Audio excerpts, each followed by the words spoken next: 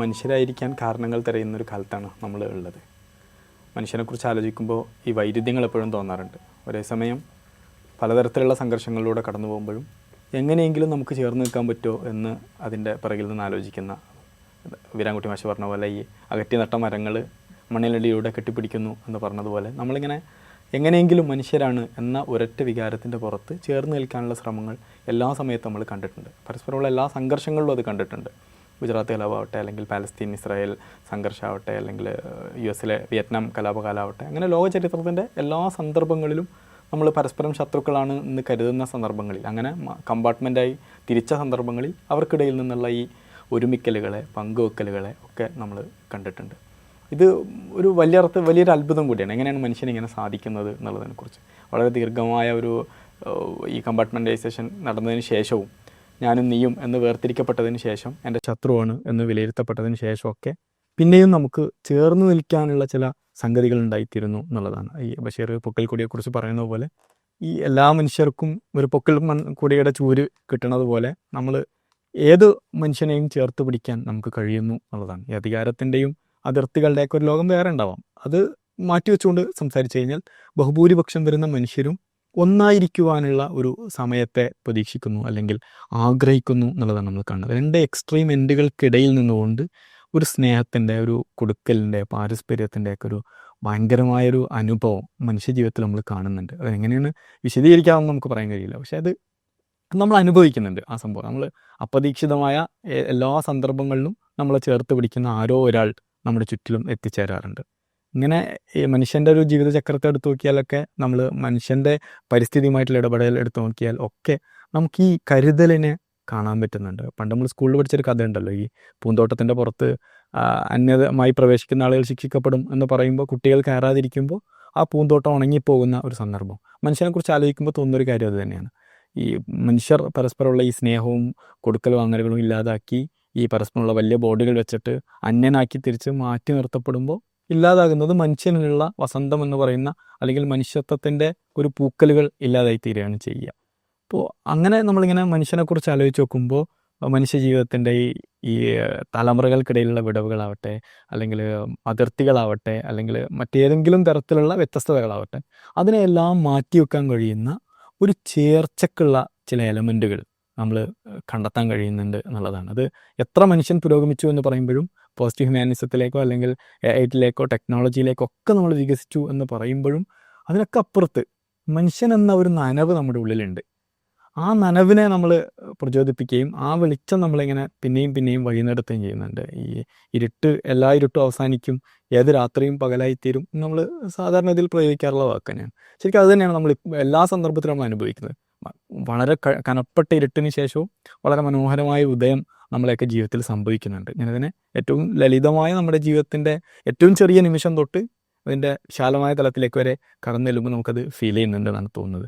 അപ്പോൾ ഇതിനെ നമ്മൾ എങ്ങനെയാണ് കാണുന്നത്, ഇതിനെ നമ്മൾ എങ്ങനെയാണ് വികസിപ്പിക്കുക, ഈ ഒരു ഇത് എങ്ങനെയായിരിക്കും മനുഷ്യനകത്ത് ഈ ഒരു സംഗതി പ്രവർത്തിക്കുന്നത് എന്നുള്ളതാണ്. സാധാരണഗതിയിൽ എനിക്ക് തോന്നുന്നു ഇത് തന്നെയാണ് മനുഷ്യൻ്റെ സ്ഥായി ഭാവം. എല്ലാ കാലത്തും മനുഷ്യവംശമൊക്കെ ഉണ്ടായ കാലം മുതൽക്ക് അതുമായി ബന്ധപ്പെട്ട് നടന്നിട്ടുള്ള രേഖപ്പെടുത്തലുകൾ ചരിത്രകാരന്മാരാകാം, അല്ലാത്ത തരത്തിൽ മനുഷ്യൻ സ്വയമേവ രേഖപ്പെടുത്തി വെച്ചിട്ടുള്ള കാര്യങ്ങളാകാം.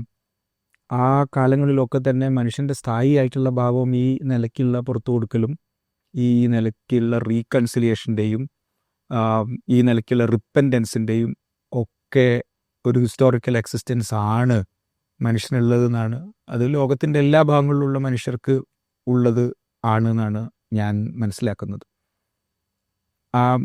അത് മനസ്സിലാക്കാൻ നമുക്ക് വൈജ്ഞാനികതയുടെ പ്രത്യേകമായ സഹായം വേണമെന്ന് ചോദിച്ചു കഴിഞ്ഞാൽ ഞാൻ പെട്ടെന്ന് പറയുക ഇല്ല എന്നാണ്. ഒരു വാദത്തിൻ്റെ പശ്ചാത്തലത്തിൽ ഈ ഇല്ല എന്നുള്ള ഉത്തരത്തെ ഒരുപക്ഷെ ഒരാൾക്ക് എളുപ്പത്തിൽ തകർക്കാൻ പറ്റും.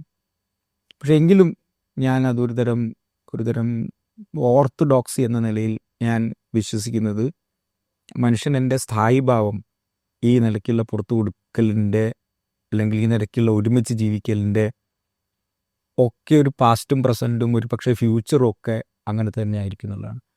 അതിന് കാരണമായിട്ട് ഞാൻ കരുതുന്നത് മനുഷ്യർ എന്ന ഒരു ബഹുവചന സംവർഗം നമ്മൾ ഒരു നിമിഷത്തേക്ക് സസ്പെൻഡ് ചെയ്തിട്ട് മനുഷ്യൻ എന്ന് നോക്കുമ്പോൾ, എന്ന നിലയിൽ അതിനെ സമീപിക്കുമ്പോൾ ഒരുതരം ലോൺ എത്തിക്കൽ മൊമെൻ്റ് ഉണ്ട് എന്ന് തന്നെയാണ് ഞാൻ വിചാരിക്കുന്നത്. നമ്മൾ പലപ്പോഴും മനുഷ്യനൊരു സാമൂഹ്യ ജീവിയാണ്, തീർച്ചയായിട്ടും സാമൂഹ്യ ജീവിയാണ്. ചരിത്രം സമൂഹങ്ങളാണ് ഉണ്ടാക്കിയെടുത്തിട്ടുള്ളത്. പക്ഷേ ഈ സമൂഹങ്ങളെ നിർമ്മിക്കുന്ന വ്യക്തികളുണ്ട്, അല്ലെങ്കിൽ മനുഷ്യനുണ്ട്. ഈ മനുഷ്യർക്ക് ഒറ്റയായിട്ട് നിൽക്കുന്ന ചില എത്തിക്കൽ മൊമെൻ്റ് ഉണ്ട് എന്നുള്ളതാണ്. അപ്പം നിങ്ങൾ ഒളിവിലും തെളിവിലും ചെയ്യുന്ന കാര്യങ്ങൾക്ക് ഏതെങ്കിലും നിലയ്ക്ക് അത് ശരിയാണോ എന്ന് ഇൻട്രോസ്പെക്റ്റീവായി ആലോചിക്കുന്ന, ഓട്ടോബയോഗ്രഫിക്കായിട്ട് ആലോചിക്കുന്ന ഒരു ജീവി കൂടിയാണല്ലോ മനുഷ്യൻ. ഈ മൊമെൻ്റ് എത്തിക്കൽ മൊമെൻ്റ് ആയിരിക്കാം ഈ കുറ്റബോധത്തിൻ്റെ, അല്ലെങ്കിൽ പുറത്തു കൊടുക്കലിൻ്റെ, മാപ്പാക്കലിൻ്റെ, തീർപ്പാക്കലിൻ്റെ ഒക്കെ ഒരു മൂഡിലേക്ക് ഈ മനുഷ്യരെയും പരിവർത്തിപ്പിക്കുന്നത്.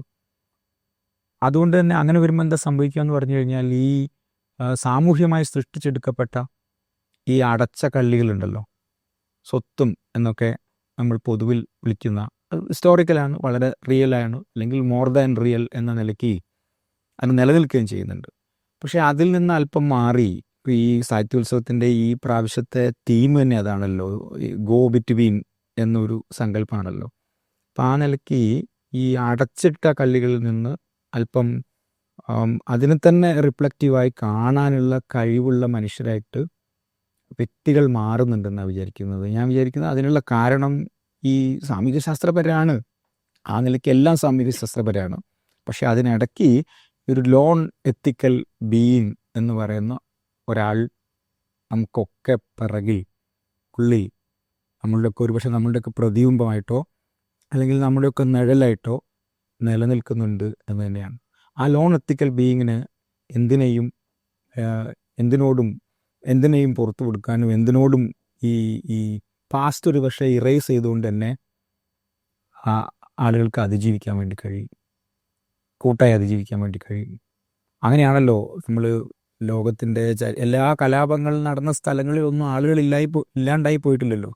രാജ്യം ഉപേക്ഷിച്ചുകൊണ്ട് കലാപം നടന്ന സ്ഥലങ്ങളൊക്കെ ഡീപോപ്പുലേറ്റഡ് ആയിട്ട് പോയിട്ടില്ലല്ലോ. അത് വർത്തമാനകാലത്തും ചരിത്രത്തിലും ഇതേ ഗാസയിൽ ആളുകൾ ജീവിക്കുന്നുണ്ടല്ലോ, ഇതേ വെസ്റ്റ് ബാങ്കിൽ ആളുകൾ ജീവിക്കുന്നുണ്ടല്ലോ, ഇതേ സംഘർഷം നടക്കുന്നതായ പ്രദേശങ്ങളിലൊന്നും ആരും നാടുപേക്ഷിച്ച് പോകുന്നില്ലല്ലോ.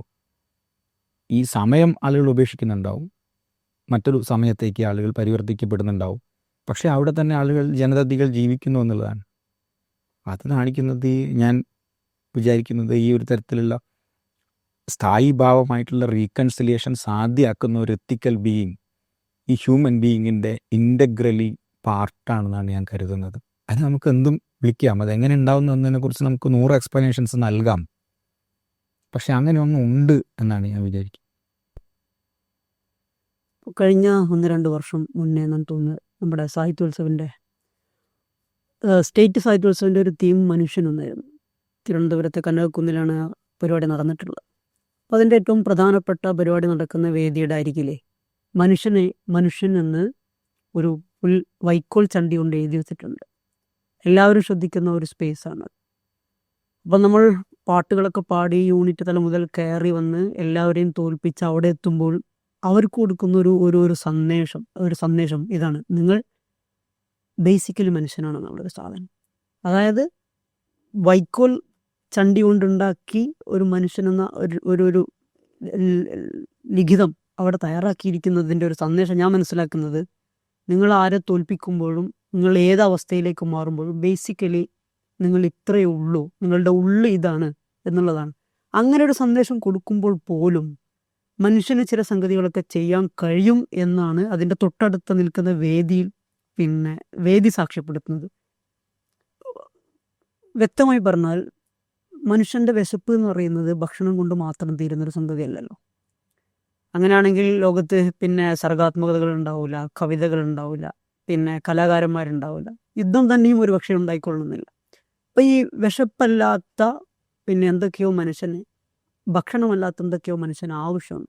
അപ്പം അതിനുവേണ്ടി അവൻ നിരന്തരം ആഗ്രഹിക്കുകയും അതിനുവേണ്ടി തേടുകയും ചെയ്യുന്നുണ്ട്. അങ്ങനെ ഉള്ള തേട്ടങ്ങളുടെ ഒരു റിസൾട്ടായിട്ടാണ് അവൻ പല വ്യവഹാരങ്ങളിൽ ഏർപ്പെടുന്നത്. ചരിത്രത്തിലും വർത്തമാനത്തിലും അങ്ങനെ കുറേ ഉദാഹരണങ്ങളുണ്ട്. ഇപ്പോൾ മനുഷ്യൻ എന്നതാണ് മലയാളത്തിലെ ഏറ്റവും നല്ല വാക്കെന്ന് ചിലർക്ക് പറയാറുണ്ട്.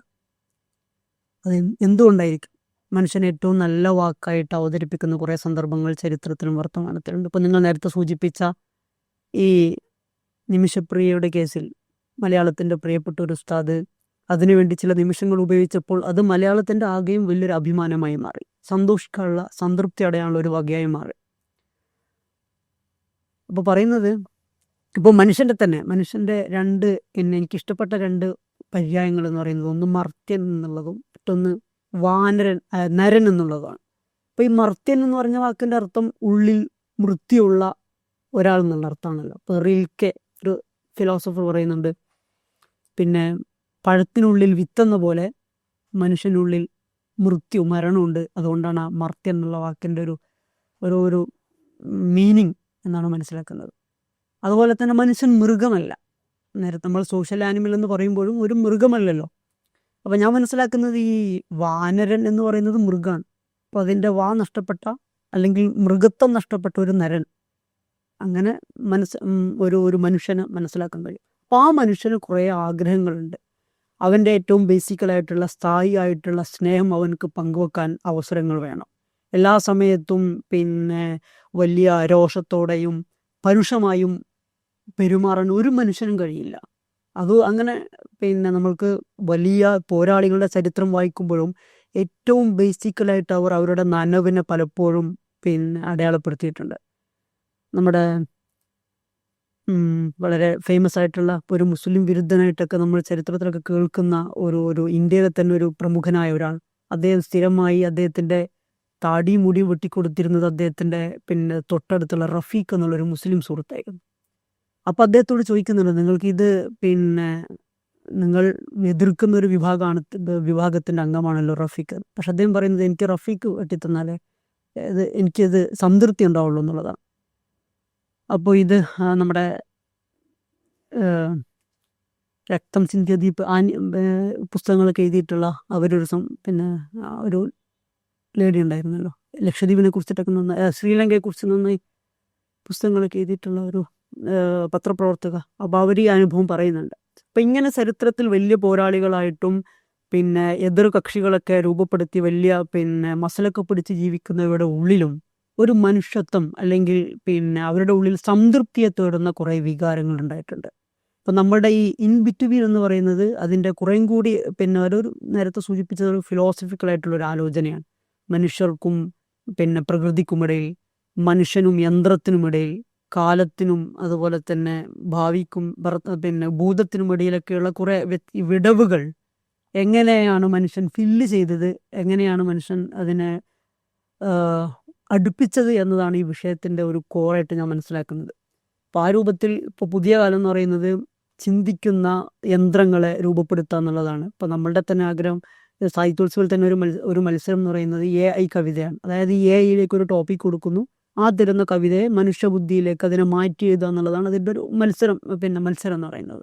അപ്പോൾ ഈ രൂപത്തിൽ യന്ത്രത്തിനും ചിന്തിക്കുന്ന യന്ത്രങ്ങളെ നിർമ്മിക്കുന്ന ഒരു കാലത്ത് അപ്പോഴും മനുഷ്യർക്കും ഈ യന്ത്രത്തിനും ഇടയിൽ നഷ്ടപ്പെടുന്ന ഉണ്ടാകുന്ന ഒരു ഫിലോസഫിക്കൽ ഒരു ഗ്യാപ്പ് ഉണ്ട്. ഇതുപോലെ തന്നെ നമ്മൾ നേരത്തെ സൂചിപ്പിച്ചതുപോലെ തന്നെ മനുഷ്യനും പരിസ്ഥിതിക്കുമിടയിൽ എത്രത്തോളം നമ്മൾ പരിസ്ഥിതിയെ ചൂഷണം ചെയ്യുമ്പോഴും പരിസ്ഥിതിയോട് ഒട്ടി നിൽക്കുന്ന അനുഭവങ്ങൾ നമ്മുടെ ഈ മുസ്ലിം കൺസെപ്റ്റ് പ്രകാരം അവസാനം മരിക്കുന്ന സമയത്ത് ഒരു ഉരുള മണ്ണ് കവിളോട് ചേർത്ത് വെച്ചിട്ടാണ് അദ്ദേഹത്തിൻ്റെ ഈ ഭൂമി ലോകത്തെ ജീവിതം അവസാനിക്കുന്നത്. അപ്പോൾ നമ്മൾക്ക് ഒരർത്ഥത്തിൽ മനുഷ്യർക്ക് അപരറില്ല, അല്ലെങ്കിൽ ഒരു എതിർ എന്നുള്ള ഒരു എതിർ സൈഡ് എന്ന് പറയുന്ന ഒരു ബൈനറി ഇല്ല എന്നാണ് ഞാൻ മനസ്സിലാക്കുന്നത്. എത്ര കണ്ട് നമ്മൾ മാറ്റി നിർത്താൻ ശ്രമിച്ചാലും അതിൻ്റെ മറ്റൊരർത്ഥത്തിൽ അതിനെ ഉൾക്കൊള്ളുവാനും സ്വീകരിക്കുവാനും അതിനെ കൂടെ നിർത്തുവാനും മനുഷ്യൻ ചരിത്രത്തിലും വർത്തമാനത്തിലുമൊക്കെ കുറേ സന്ദർഭങ്ങളെ ഉപയോഗപ്പെടുത്തിയിട്ടുണ്ട്. അതാണ് മനുഷ്യൻ്റെ ഇന്നോളമുള്ള അനുഭവങ്ങളിൽ നിന്നും മനസ്സിലാക്കുന്ന ഒരു കാര്യം. പിന്നെ സാഹിത്യവും ഈ അർത്ഥത്തിൽ തന്നെ ഇതിനെ പ്രതിഫലിപ്പിക്കുന്നുണ്ട്. ശരിക്ക് ഈ കേശവദേവൻ്റെ ഓടയിൽ നിന്ന് അവസാനിക്കുമ്പോൾ എത്രയെത്ര വീരപുരുഷശാലികൾ, എത്രയെത്ര ധീരപരാക്രമികൾ വിങ്ങി വിങ്ങി കരഞ്ഞിരിക്കുന്നു, കരയാത്ത മനുഷ്യനല്ല എന്ന് പറഞ്ഞുകൊണ്ടാണ് അയാൾ നടന്നു പോകുന്നത്. ഈ കരച്ചിലുകൾ അല്ലെങ്കിൽ ഈ നഷ്ടപ്പെട്ടു പോകുമ്പോഴും എത്ര വീരനും ആണെങ്കിൽ പോലും കരയുക എന്ന് പറയുന്നത് ഒരു മനുഷ്യൻ്റെ ഒരു അഭയമാണ്. വിജയം പറഞ്ഞതുപോലെ എന്നാണ് എനിക്ക് തോന്നുന്നത്. ഈ അവസാനം മനുഷ്യനെക്കുറിച്ച് പറയുമ്പോൾ അല്പം തീട്ടവും മൂത്രവും ദൈവം എന്നുള്ള വിളിയും എന്നതല്ലാതെ മറ്റെന്താണ് മനുഷ്യൻ എന്ന് ചോദിക്കുന്നുണ്ട്. ടോൾസ്റ്റോയുടെ ഇവാൻ ഇലീച്ചിൻ്റെ മരണത്തിൽ ഇവാൻ ഇലീച്ച് മരിക്കാൻ പോകുന്ന സന്ദർഭത്തെ പറയുമ്പോൾ മരണമാണ് തോറ്റുപോയത് എന്ന് പറയുന്നൊരു വരിയുണ്ട്. മരണമാണ് തോറ്റുപോയത്. എല്ലാ വേദനകളും സഹിച്ച് എത്രയോ കാലം കിടപ്പിലായി കിടന്നൊരു മനുഷ്യൻ മരിക്കുമ്പോഴും മരണമാണ് തോറ്റുപോകുന്നത്. അവിടെയും മനുഷ്യൻ ബാക്കിയായിരിക്കുകയാണ്. അല്ലെങ്കിൽ അയാളെ ഉൾക്കൊള്ളാനോ ആ തലത്തെ തിരിച്ചറിയാനോ മരണം കൊണ്ട് അതില്ലാതായി തീരുന്നില്ല എന്നുള്ളതാണ്. അപ്പോൾ ഇങ്ങനെ ഈ സാഹിത്യവും നമ്മളെ കുറേ കൂടി തന്നെ നമ്മൾ എന്ത് ചെയ്തിട്ടുണ്ട്, ഈ ആലോചനയിലേക്ക് നയിക്കുകയും നമ്മളെ മുന്നോട്ട് കൊണ്ടുപോവുകയും ചെയ്തിട്ടുണ്ട്. മനുഷ്യത്വത്തിൻ്റെ വിശാലമായ തലവും അതേസമയം നമ്മുടെ ഈ ഭൗതിക ജീവിതത്തിൻ്റെ ഒരു നിരർത്ഥകതയും ഒക്കെ പല സന്ദർഭങ്ങളിൽ നമ്മുടെ ഉള്ളിലേക്ക് കയറ്റിക്കൊണ്ടുവന്നതിൽ ഈ സാഹിത്യത്തിനും സാംസ്കാരിക പ്രവർത്തനങ്ങൾക്കൊക്കെ വലിയ പങ്കുണ്ട്. അത് വലിയ തലത്തിൽ മുതൽ താഴെ തട്ട് വരെ. ഇതിൻ്റെ വളരെ താഴെ തട്ടിൽ പ്രചരിക്കുന്ന ഈ വാമൊഴി കഥകളുടെയും കവിതകളുടെയും ഒക്കെ ഉള്ള് തപ്പിപ്പോയാൽ നമുക്കത് കാണാൻ പറ്റും. ചരിത്രത്തിൽ ഇത്തരം ധാരാളം അനുഭവങ്ങളുണ്ട്. ഈ മാപ്പ് കൊടുക്കലിനെ കുറിച്ചൊക്കെ പറയുമ്പോൾ ഞാനുള്ള കാലത്ത് ജാമ്യം നിൽക്കാൻ ഒരാളില്ലാതായി പോവുമോ, നിങ്ങൾ ഒരു അപരിചിതനായ മനുഷ്യന് നിങ്ങൾ എന്തിനാണ് ജാമ്യം നിൽക്കുന്നത് എന്ന ചോദ്യത്തിന് കൊടുക്കുന്ന മറുപടി അതാണ്. ഞാൻ ജീവിച്ചിരിക്കുന്ന ഒരു കാലത്ത് ഇവിടെ ജാമ്യം നിൽക്കാൻ ഒരാളില്ല എന്ന് പറയുന്നൊരു സന്ദർഭം ഉണ്ടാവുമോ? തിരിച്ച് പ്രതി കൊലക്കാരിൽ നിന്ന് ഓടി തിരിച്ചു വരുമ്പോൾ നിങ്ങൾ എന്തിനാണ് തിരിച്ചു വന്നത്? നിങ്ങൾക്ക് വേണ്ടി ഒരു അന്യനായ നിങ്ങളെ പരിചയമില്ലാത്തൊരു മനുഷ്യൻ ജാമ്യം നിന്നതാണ്. നിങ്ങൾക്ക് തിരിച്ചു വരാതിരുന്നാൽ നിങ്ങളാരും ശിക്ഷിക്കില്ല. ഈ ജാമ്യക്കാരൻ്റെ ജീവനാണ് എടുക്കുക. അങ്ങനെ വരുമ്പോൾ അയാൾ പറയുന്ന മറുപടിയുണ്ട്, ഞാൻ അങ്ങനെ ചെയ്താൽ വാക്ക് പാലിക്കുന്ന ഒരാൾ പോലും ഇക്കാലത്ത് ഇല്ലാതായിപ്പോയി എന്ന് വരുമല്ലോ. അപ്പോൾ ഈ പ്രതിയുടെ കുടുംബക്കാർ ഈ പ്രതിക്ക് മാപ്പ് നൽകുകയാണ്. അപ്പോൾ അവരോട് ചോദിക്കുന്നത്, നിങ്ങൾ എന്തിനാണ് മാപ്പ് കൊടുക്കുന്നത്?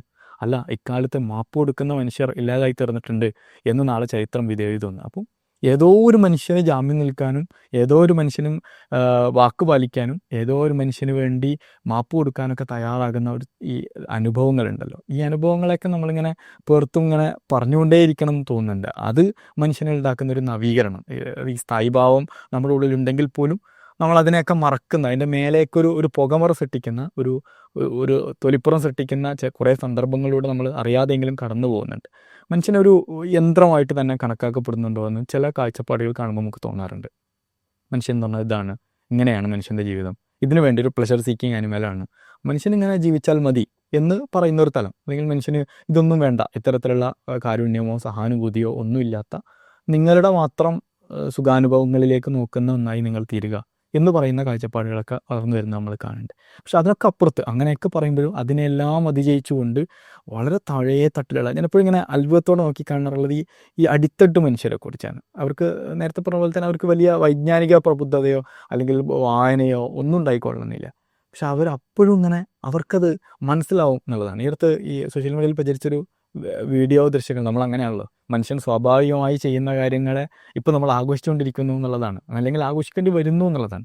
ഒരു തൊഴിലുടമ തൊഴിലാളിക്ക് വേണ്ടി കാത്തിരിക്കുമ്പോൾ, അല്ലെങ്കിൽ ഒരു മനുഷ്യൻ മറ്റൊരു മനുഷ്യന് വേണ്ടി കാത്തിരിക്കുമ്പോൾ, അയാൾ 2 ഭിന്ന റൂമുകളിൽ ഇരിക്കുന്ന മനുഷ്യരാണെങ്കിൽ സ്വാഭാവികമായിട്ട് അതിവിടെ എന്തോ ഒരു അത്ഭുതം നടക്കുന്നു എന്ന മട്ടിൽ നമ്മൾ ആഘോഷിക്കാൻ. എനിക്ക് തോന്നുന്നു അത് വളരെ സ്വാഭാവികമായൊരു പ്രവൃത്തിയായിട്ടാണ് ഈ ഗ്രാമങ്ങളിലേക്കൊക്കെ ചെന്ന് നിൽക്കുമ്പോൾ, അടിത്തട്ട് മനുഷ്യരിലേക്കൊക്കെ ചെന്ന് നിൽക്കുമ്പോൾ നമുക്ക് കാണാൻ കഴിയുന്നത്. അപ്പം അത് ഇനിയുണ്ട്, അത് തന്നെയാണുള്ളത് മനുഷ്യരിൽ, അത് തന്നെയേ ഉള്ളൂ മനുഷ്യർ. ഈ മേൽത്തട്ടിൽ നിൽക്കുന്ന ഈ ക്രീമിയായിട്ട് നിൽക്കുന്ന ഈ പതഞ്ഞു നിൽക്കുന്ന നൊരകളെ നമ്മൾ കാണുന്നു എന്നുള്ളതല്ലാതെ അതിനടിയിൽ ഊറിക്കിടക്കുന്ന ഈ അടിസ്ഥാന ഘടകത്തെ നമ്മൾ പലപ്പോഴും കാണാറില്ല എന്ന് തോന്നുന്നുണ്ട്. അതിന് നമുക്ക് എങ്ങനെയൊക്കെ നമുക്ക് ഇനി പരിവർത്തിപ്പിക്കാൻ പറ്റും എന്നുള്ള ആലോചന കൂടിയായിരിക്കും സാഹിത്യോത്സവമുള്ളത് തോന്നുന്നത്. ഈ പുതിയ തലമുറയെക്കുറിച്ചൊക്കെ നമ്മൾ ആലോചിച്ച് നോക്കുമ്പോൾ ഈ നമ്മളീ പറഞ്ഞ പലതരത്തിൽ നമുക്കൊക്കെ ഈ ജുവനോയ്യ ബാധിച്ചിട്ടുണ്ടല്ലോ, ജുവനൈൽ പ്ലസ് പാരനോയ്യ എന്ന് പറയാനുള്ള ജുവനോയ്യ ബാധിച്ചിട്ടുണ്ട്. നമ്മൾ ഈ പുതിയ സമൂഹത്തെ നോക്കിയിട്ട് എപ്പോഴും പറയാം, നിങ്ങളൊക്കെ നശിച്ചു പോയിരിക്കുകയാണ്, ഇനി പുതിയ തലമുറയിലൊരു പ്രതീക്ഷയില്ല എന്ന പറച്ചിൽ നമ്മൾ എല്ലാവരെയും കുറിച്ച് പറയുന്നു. പക്ഷെ അപ്പോഴും അവർ ഈ സമൂഹത്തെക്കുറിച്ച് അവർക്ക് കാഴ്ചപ്പാടുകളുണ്ട്, അവർക്ക് ചേർന്ന് നിൽക്കാൻ കഴിയുന്നുണ്ട്. സ്കൂളുകളിലെ വയലൻസ് ഉണ്ടാവും, അല്ലെങ്കിൽ പലതരത്തിലുള്ള പ്രശ്നങ്ങളുണ്ടാവും, അതിലേക്ക് അവരെ എത്തിക്കുന്ന മറ്റെന്തോ ഘടകങ്ങളാണ്. ആ ഘടകങ്ങൾ അവരിൽ നിന്ന് മാറ്റി നിർത്തിയാൽ അപ്പോഴും അവർക്ക് ഇങ്ങനെ ചേർന്ന് നിൽക്കാൻ കഴിയുന്ന കുറേ സന്ദർഭങ്ങൾ അവർക്കിടയിലുണ്ട് എന്നുള്ളതാണ്. ചങ്ക് എന്നാണ് അവർ പ്രയോഗിക്കുന്നത്. സുഹൃത്തിനെ ചങ്ക് എന്ന് പ്രയോഗിക്കുമ്പോൾ ചങ്ക് പറിച്ചു കൊടുക്കും എന്ന് തന്നെയാണത്. ഈ ചങ്ക് പറിച്ചു കൊടുത്ത് നിൽക്കുന്ന സൗഹൃദങ്ങളെ, എൻ്റേതെല്ലാം ഈ മക്കയിൽ നിന്ന് നമുക്ക് ആ ചരിത്രത്തെ ഇങ്ങനെ കാണുന്നു. മക്കയിൽ നിന്ന് മദീനയിലേക്ക് പലായനം ചെയ്തെത്തുന്ന അഭയാർത്ഥികളെ നമ്മൾ ഇന്ന് ലോക അഭയാർത്ഥികൾക്ക് മുമ്പിൽ ഇങ്ങനെ എത്ര വലിയ മതിൽ കെട്ടാം എന്നാലോചിക്കുമ്പോൾ അഭയാർത്ഥികൾക്ക് നിങ്ങൾ അഭയാർത്ഥികളല്ല, നിങ്ങൾ ഈ നാട്ടിലെ പൗരന്മാരാണ്, നിങ്ങൾക്ക് എൻ്റെ സ്വത്തിൻ്റെ, എൻ്റെ സമ്പാദ്യത്തിൻ്റെ, എൻ്റെ കുടുംബത്തിൻ്റെ എല്ലാം പകുതി നിങ്ങൾക്ക് കൂടി അവകാശപ്പെട്ടതാണ് എന്ന് പറയണം. നമ്മൾ സാധാരണഗതിയിൽ ഈ സംഭാവന കൊടുക്കുക അല്ലെങ്കിൽ സഹായിക്കുക എന്ന് പറയുന്നത് കീശയിൽ നിന്ന് പേഴ്സ് എടുത്ത് നോക്കിയാൽ അതിലെ ഏറ്റവും മൂല്യം കുറഞ്ഞ നോട്ട് ഏതാണ് എന്ന് നോക്കിയിട്ട് അതാണ് കൊടുക്കുക. അതിന് പകരം എൻ്റേത് മുഴുവൻ അല്ലെങ്കിൽ എൻ്റേത് പകുതി. ഇന്ന് ഈ പറയുന്നൊരു ഒരു മാനവീയതയുടെ ഒരു സംസ്കാരം നമുക്ക് കാണാൻ കഴിയുന്നുണ്ട്. അപ്പോൾ ഞാൻ പറഞ്ഞത് ഇത് നമുക്ക് ഈ ഒരു ഓർമ്മയെ അല്ലെങ്കിൽ ഇതാണ് മനുഷ്യൻ്റെ ഒരു അടിസ്ഥാനപരമായ സ്ഥായിഭാവം എന്ന ആലോചനയെ വീണ്ടും നമ്മൾ ചുറ്റിൽ നിന്ന് കാണുന്നുണ്ട്. അതിനെ കുറച്ചുകൂടി പ്രൊജക്റ്റ് ചെയ്യുക എന്നുള്ളത്, അതിനെ കുറച്ചുകൂടി നമുക്ക് വിസിബിൾ ആക്കുക എന്നുള്ളത് നമുക്ക് ഈ കാലത്ത് ചെയ്യേണ്ടി വരുന്നൊരു കാര്യം അത് മാത്രമേ ഉള്ളൂ എന്നാണ് എനിക്ക് തോന്നിയിട്ടുള്ളത്. അല്ലാതെ മനുഷ്യത്വം അവസാനിച്ചു, മനുഷ്യരിൽ ഈ കരുണയുടെയും സഹാനുഭൂതിയുടെയും ഒക്കെ എലമെൻറ്റുകൾ അവസാനിച്ചു എന്നൊക്കെയുള്ള തോന്നലുകളൊന്നുമില്ല. സാമൂഹ്യ മാധ്യമങ്ങളിലൊക്കെ ഈ കമൻറ്റ് ബോക്സുകളിലൊക്കെയുള്ള തെറിവിളികൾ അല്ലെങ്കിൽ ഈ പറഞ്ഞ എൻഗേജ്മെൻറ്റുകളൊക്കെ കുറഞ്ഞ മനുഷ്യർ സൃഷ്ടിക്കുന്ന ഒരു ഇൻഡസ്ട്രി, അതിനുവേണ്ടി പ്രവർത്തിക്കുന്ന ഒരു ഇൻഡസ്ട്രി സൃഷ്ടിക്കുന്ന കുറച്ച് മനുഷ്യരാണ്, അല്ലെങ്കിൽ അവരൊരു യന്ത്രം മാത്രമാണ്. അവർ ഈ അനന്തന് പറഞ്ഞ പോലെയുള്ള കുറേ യന്ത്ര മനുഷ്യർ മാത്രമാണ്, അവർക്ക് അത്രയേ ഉള്ളൂ. അവർ ഈ സിസ്റ്റം പറയുന്നത് പ്രവർത്തിക്കുന്ന, അതിനപ്പുറത്ത് മനുഷ്യനെ മറച്ചു വെക്കുകയും ഒരുതരം യന്ത്രം എന്ന സ്വഭാവം സ്വയം സ്വീകരിക്കുകയും ചെയ്തിട്ട് മേലിൽ നിന്ന് കിട്ടുന്ന കമാൻഡുകൾ സ്വീകരിച്ച് അതപ്പടി ചെയ്യുന്ന ഒരു സമൂഹം ഉണ്ടായേക്കാം. ആ സമൂഹത്തിൽ പോലും നിങ്ങൾക്ക് അതിൽ നിന്നും അവർ അടർത്തിയെടുത്തിട്ട് പുറത്തു നിർത്തുമ്പോൾ അവർക്ക് പോലും ഈ മനോഭാവം കാണുന്നുണ്ട്. അവർ പോലും ചേർന്ന് നിൽക്കാനും കരയാനും കെട്ടിപ്പിടിക്കാനും ഒക്കെ കഴിയുന്നുണ്ട്. അപ്പോൾ നമ്മളെ ഇങ്ങനെ കരയിപ്പിക്കുകയും ചിരിപ്പിക്കുകയും ദാഹിപ്പിക്കുകയും വിഷപ്പിക്കുകയൊക്കെ ചെയ്യുന്ന ഒരു വലിയ സന്ദർഭം നമുക്ക് മനുഷ്യരായി കൂടിയിരിക്കാനുള്ളത് ഉണ്ട് എന്നുള്ളത് കൂടെയാണ് നമ്മുടെ ഈ ഭൂമി ഇപ്പോഴും ഇങ്ങനെ വസന്തകാലമായി തന്നെ തുടരുന്നതെന്നാണ് തോന്നുന്നത്. ഇതിൽ സാഹിത്യം ഒരു പക്ഷേ നമുക്കിത് പുനരുൽപ്പാദിപ്പിക്കപ്പെടാൻ നമുക്ക് എന്ത് ചെയ്യാൻ പറ്റും? വ്യക്തികൾ എന്ന നിലയിൽ, അല്ലെങ്കിൽ ആൾക്കൂട്ടങ്ങൾ എന്ന നിലയിൽ, സമുദായങ്ങൾ എന്ന നിലയിൽ, സംഘടനകൾ എന്ന നിലയിൽ നമുക്ക് എന്ത് ചെയ്യാൻ പറ്റും എന്നുള്ള ഒരു പ്രധാനപ്പെട്ട അതിന് ഒരു ചോദ്യമുണ്ട്. അതിന് കൃത്യമായ ഒരു ഉത്തരം ആർക്കെങ്കിലും ഈ ലോകത്ത് തരാൻ പറ്റും എന്നെനിക്ക് തോന്നുന്നില്ല. എനിക്കൊരു പക്ഷേ ചരിത്രം വായിക്കുകയും പഠിക്കാൻ ശ്രമിക്കുകയും ഒക്കെ ചെയ്യുന്ന ഒരാളെന്ന നിലയിൽ ചരിത്രത്തിൽ നിന്ന് പാഠങ്ങൾ എന്തെങ്കിലും പഠിക്കാൻ പറ്റുമെന്ന് ചോദിച്ചു കഴിഞ്ഞാൽ ചരിത്രത്തിൽ നിന്ന് ഒരു പാഠവും പഠിക്കുന്നില്ല എന്നൊരു പാഠം മാത്രമേ ചരിത്രത്തിൽ നിന്ന് പഠിക്കാനുള്ളൂ എന്നുള്ളതാണ്. അതുകൊണ്ടാണ് ഈ യുദ്ധങ്ങൾ ആവർത്തിക്കുന്നത്. അല്ലെങ്കിൽ യുദ്ധങ്ങൾ ആവർത്തിക്കില്ല, അല്ലെങ്കിൽ നമ്മൾ ആവർത്തിക്കരുത് എന്ന് കരുതുന്ന പലതും ഏതാണ്ട് ഒരു പ്രകൃതിക്ഷോഭം കണക്ക് അതിൻ്റെതായ ചാക്രികതയിൽ ആവർത്തിച്ച് കൊണ്ടിരിക്കുന്നുണ്ട്. അപ്പോൾ അതൊരു ചരിത്രത്തെ ഒരു പാഠം പഠിക്കാനുള്ളൊരു ഡൊമൈനായിട്ട് നമ്മൾ കാണേണ്ട ആവശ്യം ഇല്ലെങ്കിൽ തന്നെയും ഒരു കാര്യം നമ്മൾ മനസ്സിലാക്കേണ്ട ആവശ്യമുണ്ട്. അതൊന്ന്, ഈ അപരത്വം എന്ന് പറയുന്നത് അത് സനാതനമാണ് എന്നാണ് എല്ലാ കാലത്തും. ലോകം ആരംഭിച്ച കാലം മുതൽക്ക് മനുഷ്യനെക്കുറിച്ച് ആലോചിക്കാൻ തുടങ്ങിയ കാലം മുതൽക്ക് അപരത്വം നിലനിൽക്കുന്നു എന്ന വാദം വൈജ്ഞാനികതയുടെ മണ്ഡലത്തിൽ വളരെ ശക്തമാണ്. അത് വിവിധ കാലങ്ങളിൽ അത് ശക്തിപ്പെടുത്തുന്നുണ്ട്. അതിൻ്റെ ശക്തിപ്പെടൽ മാത്രമേ വിവിധ കാലങ്ങളിൽ നമ്മൾ കാണാറുള്ളൂ. പ്രാഥമികമായി ഈ അപരത്വം നിലനിൽക്കുന്നുണ്ട്. അത് മനുഷ്യനും പ്രകൃതിയും തമ്മിലുള്ള വ്യത്യാസത്തിൽ നിന്ന്, മനുഷ്യനെ പ്രകൃതിയിൽ നിന്ന് വിച്ഛേദിക്കുന്നതിൻ്റെ ഭാഗം, മനുഷ്യൻ സ്വയം വിച്ഛേദിക്കപ്പെടുന്നതിൻ്റെയോ വിച്ഛേദിക്കപ്പെട്ടതായി തിരിച്ചറിയുന്നതിൻ്റെയോ ഒക്കെ തുടക്കമായിട്ട് നേച്ചർ അല്ലെങ്കിൽ കൾച്ചർ വ്യത്യാസത്തിൻ്റെ ഒക്കെ ഭാഗമായി തന്നെ വളരെ ആദ്യകാലം മുതൽക്കേ ഉണ്ടായി വന്നതാണെന്നുള്ളൊരു ധാരണയുണ്ട്. അത് പിന്നീട് ശക്തിപ്പെടുക മാത്രമേ ചെയ്യുന്നുള്ളൂ എന്നുള്ളൊരു ധാരണ ഞാൻ ഈ പറഞ്ഞതുപോലെ പണ്ഡിതർക്കിടയിൽ, ഒരു വലിയ വിഭാഗം പണ്ഡിതർക്കിടയിൽ നിലനിൽക്കുന്നുണ്ട്. ചരിത്രത്തിൽ നിന്ന്, അല്ലെങ്കിൽ ചരിത്രമായി നമ്മൾ തിരിച്ചറിയുന്ന ഭൂതകാലത്തെ വസ്തുതകളിൽ നിന്ന് ചരിത്രം വായിക്കാൻ ശ്രമിക്കുന്ന ഒരാളെന്ന നിലയിൽ ഞാൻ കാണുന്നത്, അല്ലെങ്കിൽ പലരും മറ്റൊരു തരം അക്കാഡമിഷ്യന്മാർ, അന്വേഷകർ കാണുന്നത്, അവരത്തും ചരിത്രത്തിൻ്റെ വിവിധ ഘട്ടങ്ങളിൽ നിർമ്മിക്കപ്പെട്ട ഒന്നിനെ, കൃത്രിമമായ ഒന്നിനെ നിങ്ങൾ നൈസർഗികമാണ് എന്ന് തിരിച്ചറിയണം എന്ന് നിങ്ങൾ അതിനെ കാണുകയാണ്. ചില പ്രത്യേക ചരിത്രഘട്ടങ്ങളിലാണ് ഈ തരം അപരത്വങ്ങൾ, ഞാനെന്നും നീയെന്നും ഞങ്ങളെന്നും നിങ്ങളെന്നുമുള്ള ഈ തരം കാറ്റഗറീസ് തന്നെ ഉണ്ടാവുന്നത് എന്നുള്ള. അപ്പോൾ അവിടെയും അങ്ങനെ കാറ്റഗറീസ് ഉണ്ടാവുന്ന സമയവും അതിനിടയ്ക്ക് അങ്ങോട്ടും ഇങ്ങോട്ടും സഞ്ചരിക്കുന്ന ഇൻ്റർ ഡിസ്പെൻസേഷണലായിട്ടുള്ള മനുഷ്യന്മാരുണ്ട്. സന്ദേശങ്ങളിൽ കടുത്ത ശത്രു നിലനിൽക്കുമ്പോഴും അതിനകത്ത് ഈ സന്ദേശവാഹകന്മാർ സഞ്ചരിക്കുന്നുണ്ട്, സമാധാനവാഹകർ സഞ്ചരിക്കുന്നുണ്ട്. അതിനിടയ്ക്ക് അവർ ഭക്ഷണം പരസ്പരം കൈമാറുന്നുണ്ട്, മൃഗങ്ങളെ പരസ്പരം കൈമാറുന്നുണ്ട്. അവരെ മൃഗങ്ങൾ, യുദ്ധത്തിന് ഉപയോഗിക്കുന്ന മൃഗങ്ങൾ ഒരുമിച്ചാണ് മേയുന്നത്. അങ്ങനെ അവർ ഒരേ യുദ്ധക്കാലത്തിൽ തന്നെയാണ് ടെൻറ്റ് കെട്ടിയിട്ടുള്ളത്, ഒരേ നദിയിൽ നിന്ന് തന്നെയാണ് വെള്ളം എടുത്ത് കഴിക്കുന്നത്. അങ്ങനെയുള്ള യുദ്ധത്തിൻ്റെ സാഹചര്യത്തിൽ പോലും നമുക്ക് അങ്ങനെ കാണാം. അത് മാത്രമല്ല, യുദ്ധത്തിൻ്റെ സാഹചര്യത്തിലാണ് നമ്മൾ രേഖപ്പെടുത്തപ്പെട്ട യുദ്ധങ്ങളുടെ ചരിത്രത്തിലൊക്കെ നമ്മൾ യുദ്ധത്തിൻ്റെ കൂടെ കരുണയും കാണാറുണ്ട്. അത് പ്രജ്ഞാപരമായ ഒരു ആക്ടിവിറ്റി ആയിട്ടാണ് പണ്ഡിതർ വിശദീകരിക്കുന്നത്, അല്ലെങ്കിൽ അതിനെക്കുറിച്ചുള്ള അക്കാഡമിഷ്യൻസ് വിശദീകരിക്കുന്നത്. അത് പ്രജ്ഞയോടുകൂടി ചെയ്യുന്നതാണ്. ഞാൻ വിചാരിക്കുന്നത് പ്രജ്ഞ ഇല്ലാതെ തന്നെ കരുണയ്ക്ക് നിലനിൽക്കാൻ പറ്റുന്നുള്ളതാണ്. പ്രജ്ഞ ഇല്ലാതെ തന്നെ കരുണയ്ക്ക് നിലനിൽക്കാൻ പറ്റും എന്നുള്ളതാണ്. അത് അതിന് അനവധിയായിട്ടുള്ള ഉദാഹരണങ്ങൾ നമുക്ക് ചരിത്രത്തിൽ നിന്ന് എടുക്കാം. ഇപ്പം നേരത്തെ പറഞ്ഞ മക്കയിലേക്ക് അഭയാർത്ഥികളെ സ്വീകരിക്കുന്ന കഥയുണ്ട്. അനവധിയായിട്ടുള്ള ആ തരം കഥകൾ നമുക്ക് എല്ലാതരം അബ്രഹാമിക് ട്രഡീഷനിൽ മാത്രമല്ല, എല്ലാതരം ട്രഡീഷനകത്തു നിന്നും നമുക്ക് ഇത്തരം കഥകൾ, ഒരുതരം ഉപദേശ സമാനമായിട്ടുള്ള ഇത്തരം കഥകൾ നമുക്ക് കാണാൻ വേണ്ടി കഴിയും. അങ്ങനെ നോക്കുമ്പോൾ ഒരു കാര്യം കൂടെ തിരിച്ചറിയപ്പെടും. അപരത്വത്തെക്കാൾ കൂടുതൽ ചരിത്രത്തിനകത്ത് കലർപ്പുകളാണ് കാണാൻ വേണ്ടി പറ്റുക എന്നുള്ളത്.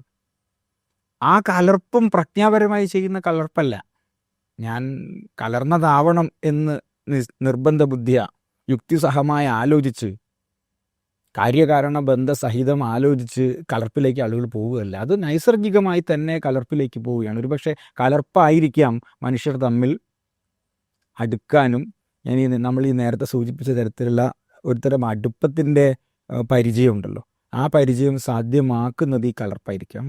വളരെ അത് അൺയൂഷ്വലായിട്ടുള്ള ചരിത്രം നമ്മൾ നോക്കുമ്പം അതിനുള്ള ഉദാഹരണങ്ങൾ നമ്മൾ എടുക്കുമ്പോൾ അൺയൂഷ്വലായിട്ടുള്ള, ഒരിക്കലും നമ്മൾ പ്രതീക്ഷിക്കാത്ത സ്ഥലങ്ങളിൽ നിന്ന് ഈ കലർപ്പിൻ്റെയും അടുപ്പത്തിൻ്റെയും അപരത്വമില്ലായ്മയുടെയും ഒക്കെ ഉദാഹരണങ്ങളാണ്. ഞാൻ അതിനെ തെളിവെന്ന് വിളിക്കുന്നില്ല, ഉദാഹരണങ്ങളാണ് നമുക്ക് ലഭിക്കുന്നത്. ഒരൊറ്റ ഉദാഹരണം ഞാൻ പലപ്പോഴും ഞങ്ങളുടെ വിദ്യാർത്ഥികൾക്കിടയിലും ഗവേഷകർക്കിടയിലും ഒക്കെ എപ്പോഴും സംസാരിച്ചു കൊണ്ടിരിക്കുന്ന കാര്യമാണ്.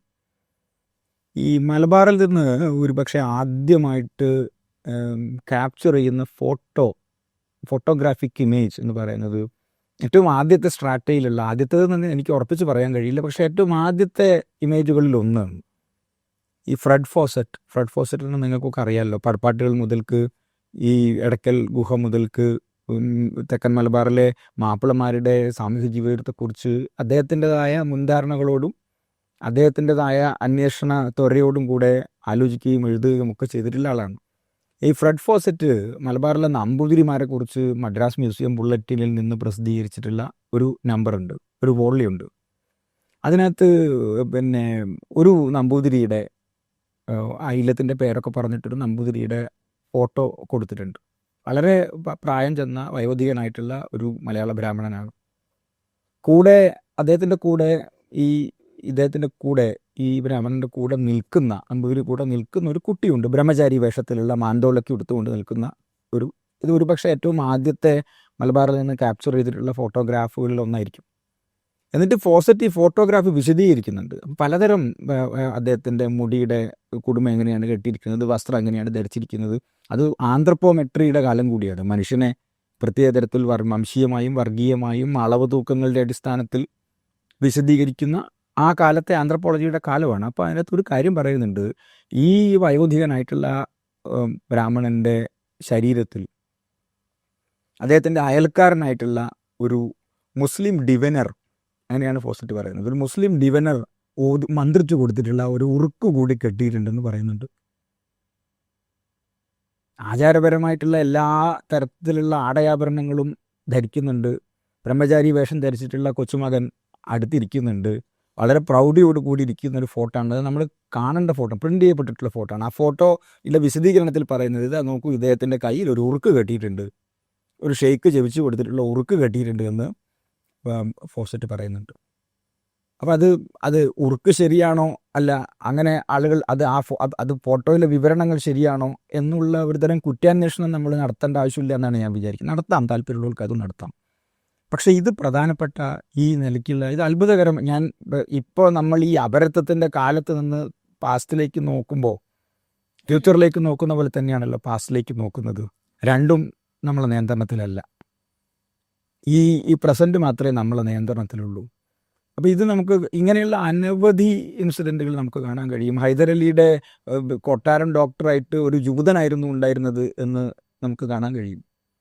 കോഴിക്കോട്ട് സർദാർ ഖാൻ്റെ തടവിൽ ഉണ്ടായിരുന്ന എലീസ ഫെയ് എന്ന് പറയുന്ന ഈ ഒരു യുവതിയെ, ഇംഗ്ലീഷ് യുവതിയെ രക്ഷിക്കുന്നത് ഇസ്താംബൂളിൽ നിന്ന് കത്ത് കൊടുത്തയക്കുന്ന ഇസാഖ് സർജൻ എന്ന് പറയുന്ന കൊച്ചിയിലെ ജൂതപ്രമാണിയുടെ കത്താണ് ഈ ഹൈദരലിയുടെ ഗവർണറായിട്ടുള്ള, കോഴിക്കോട്ടെ ഗവർണറായിട്ടുള്ള സർദാർ ഖാൻ എടുത്ത് ഈ തടവറ തുറന്ന് അവരെ പുറത്തു വിടുന്നത്.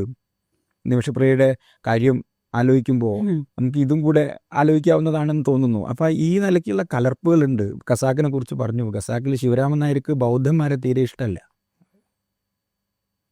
എൻ്റെ ചായ്പുപുരയിൽ ഏകാധ്യാപക വിദ്യാലയത്തിലെ അധ്യാപകനായിട്ട് ജീവിക്കുന്ന രവിയോട് നിരന്തരമായി ബൗദ്ധന്മാരോട് ഉള്ള തൻ്റെ വിദ്വേഷം, തൻ്റെ വിയോജിപ്പ് അദ്ദേഹം സൂചിപ്പിക്കുന്നുണ്ട്, പരിഹസിക്കുന്നുണ്ട്. പക്ഷേ ശതലിമലയിലേക്ക് നോക്കുമ്പോൾ ശിവരാമൻ നായർ ഒരു നിമിഷം ആദരവോടുകൂടിയും അല്പം ഭയത്തോടുകൂടിയും ഭയം കലർന്ന ആദരവോടുകൂടിയും ശതലിമലയെ നോക്കുന്നുണ്ട്. അങ്ങനെയല്ലാതെ അദ്ദേഹത്തിന് നോക്കാൻ കഴിയില്ല. കാരണം ശതലിമലയിലാണ് ഷെയ്ഖ് മിയാൻ ഖലിയാർ തങ്ങൾ തൻ്റെ ആയിരക്കണക്കിന് കുതിരകളുമായിട്ട് പേരറിയാത്ത ഏതോ ഒരു സ്ഥലത്തുനിന്ന് വലിയ പടയുമായി സഞ്ചരിക്കുമ്പോൾ നീങ്ങിയത് അവിടെ ഉണ്ടായിരുന്നത് എന്നുള്ള ഒരു ഒരു ഒരു ഒരു വിശ്വാസം ശിവരാമൻ നായരിലുണ്ട്. അങ്ങനെയുള്ള അനവധി ശിവരാമന്മാർ. അത് ഖസാക്കിൽ മാത്രമല്ല. ഖസാക്ക് ആ നിലയ്ക്ക് നോക്കുമ്പം കേരളത്തിൻ്റെയും ലോകത്തിൻ്റെയും ഒക്കെ പറയാറുണ്ട്, ഈ പൊതുവിൽ പറയാറുണ്ട്, ഈ ആദ്യകാലത്ത് കടുത്ത യുദ്ധത്തിൻ്റെ സാഹചര്യം, അതിപ്പം പോർച്ചുഗീസുകാരായിട്ടുള്ള യുദ്ധം നടക്കുകയാണ്, മലബാറിൽ യുദ്ധം നടക്കുകയാണ്, ഈ പ്രത്യേകിച്ച് കടൽ മേഖലയിൽ യുദ്ധം നടക്കുകയാണ്. അതല്ലെങ്കിൽ നമ്മളിപ്പം സ്റ്റേറ്റ് ഓഫ് ഇസ്രായേൽ, ഈ പറയുന്ന പാലസ്തീനിയൻ പ്രദേശങ്ങളിൽ അറബ് വംശജർക്കെതിരായിട്ടുള്ള കടുത്ത യുദ്ധം നടക്കുകയാണ്. അപ്പോൾ പോലും പ്രത്യേകിച്ച് ഇവിടെയൊക്കെ പോലും ഞങ്ങളുടെ പ്രതിയോഗിയെ കാണുന്നത് സിവിലൈസേഷനലി തങ്ങളെക്കാൾ ഗുണം കുറഞ്ഞ ഒരു എക്സിസ്റ്റൻസ് ആയിട്ടല്ല എന്നാണ് ഞാൻ വിചാരിക്കുന്നത്. മറിച്ച് സിവിലൈസേഷനലി നിങ്ങൾക്കൊപ്പം തന്നെ നിൽക്കാൻ കെൽപ്പുള്ള ഒരു ഫോർമേഷനായിട്ടാണ് കാണുന്നത്. ഈ ഈസ്റ്റ് ഇന്ത്യ കമ്പനിയുടെ ആദ്യകാല ഉദ്യോഗസ്ഥന്മാർ തെക്കൻ മലബാറിലെ മാപ്പിളമാരെ ജംഗിൾ മാപ്പിള എന്നാണ് വിളിച്ചിട്ടുള്ളത്. ആ വിളി പല ചരിത്രകാരന്മാരും അതിനെ കാണുന്നത് അതൊരു സിവിലൈസേഷണൽ അദറിങ്, അപരത്വ പ്രക്രിയയുടെ ഏറ്റവും പ്രധാനപ്പെട്ട ദൃഷ്ടാന്തമായിട്ടാണ് അതിനെ അങ്ങനെ കാണുന്നത്. അങ്ങനെയും കാണാം. പക്ഷേ നമ്മൾ അതിൻ്റെ കോണ്ടെക്സ്റ്റ് നമ്മൾ ആ പ്രയോഗം എവിടെയാണോ വരുന്നത് അതിൻ്റെ കോണ്ടെക്സ്റ്റ് നമ്മൾ സൂക്ഷ്മതയിൽ വായിക്കുമ്പോൾ മനസ്സിലാവുന്നത് അത് കേവലമായൊരു അതറിങ് മാത്രമായിരുന്നില്ല. അങ്ങനെയുണ്ട്, അതറിങ് മാത്രമായിരുന്നില്ല. മറിച്ച് അവർക്ക് ഈ ശിവരാമൻ നായരെ പോലെ ഭയപ്പാടായിരുന്നു. തങ്ങളോട് എന്ത് നിലയ്ക്കും നേരിട്ട് നിൽക്കാവുന്ന, തങ്ങളുടെ അധികാരം ഉറക്കാത്ത കാലമാണ്. വൈസ്രോയി ഉണ്ടാവുന്നോ, ഗവർണർ ജനറൽ വൈസ്രോയായി മാറുന്നോ, വിക്ടോറിയ ഈ രാജ്യം ഭരിക്കുമെന്നോ, അത് കഴിഞ്ഞിട്ട് ജവഹർലാൽ നെഹ്റു ഭരിക്കുമെന്നോ ഒന്നും അക്കാലത്ത് ഒരു ഉറപ്പുമില്ല. ആ കാലത്ത് അവരങ്ങനെ പറയുമ്പം ശിവരാമൻ നായരെ പോലെ ഈ ചതലിമലയുടെ ഉയരത്തിൽ എവിടെയോ നിൽക്കുന്ന ഒരു തരം കോമ്പാക്റ്റബിൾ ആയിട്ടുള്ള ഒരു തരം ഇൻറ്റിമേറ്റ് എനിമി ആയിരിക്കാം, പക്ഷേ അതൊരു ഇൻറ്റിമേറ്റ് എനിമിയാണ്. ആ നിലയ്ക്കാണ് അതിനെ കാണുന്നതെന്നാണ് ഞാൻ വിചാരിക്കുന്നത്. ചരിത്രത്തിൽ ഇങ്ങനെയുള്ള ഉദാഹരണങ്ങൾ മാത്രമേ എനിക്ക് കാണാൻ പറ്റുന്നുള്ളൂ. അതല്ലെന്ന് ഒരു പക്ഷേ ഒരാൾക്ക് വസ്തുനിഷ്ഠമായ തെളിവുകളുടെ അടിസ്ഥാനത്തിൽ എന്നെ മത്സരിച്ച് തോൽപ്പിക്കാം. പക്ഷേ എനിക്ക് അങ്ങനെ കാണാനാണ് താല്പര്യം എന്നുള്ളതാണ്. അതുകൊണ്ടാണ് ഇതിനെ ചരിത്രം എന്ന് വിളിക്കുന്നത്. അല്ലെങ്കിൽ നമ്മളിതിനെ മാത്തമാറ്റിക്സ് എന്നോ അതല്ലെങ്കിൽ നമുക്ക് പരിചയമുള്ള കൂടുതൽ കണിശമായ ഉത്തരങ്ങൾ നൽകുന്ന ഒരു വിജ്ഞാന ശാഖ എന്നാണല്ലോ വിളിക്കുക. അങ്ങനെ ഒന്നല്ല ചരിത്രം എന്നാണ് ഞാൻ വിചാരിക്കുന്നത്. അതിൽ അനവധി ഉത്തരങ്ങൾ സാധ്യമാണ്. അതിനകത്തുനിന്ന് കാണുന്നത് നേരത്തെ ഈ പറഞ്ഞതുപോലെ അപരത്വത്തിൻ്റെ അഭാവമാണ്, അല്ലെങ്കിൽ അപരത്വത്തിൻ്റെ ചരിത്രപരമായ മാത്രമുള്ള വളരെ വളരെ ഊഹപരമായിട്ടുള്ള നിർമ്മിതിയാണ്.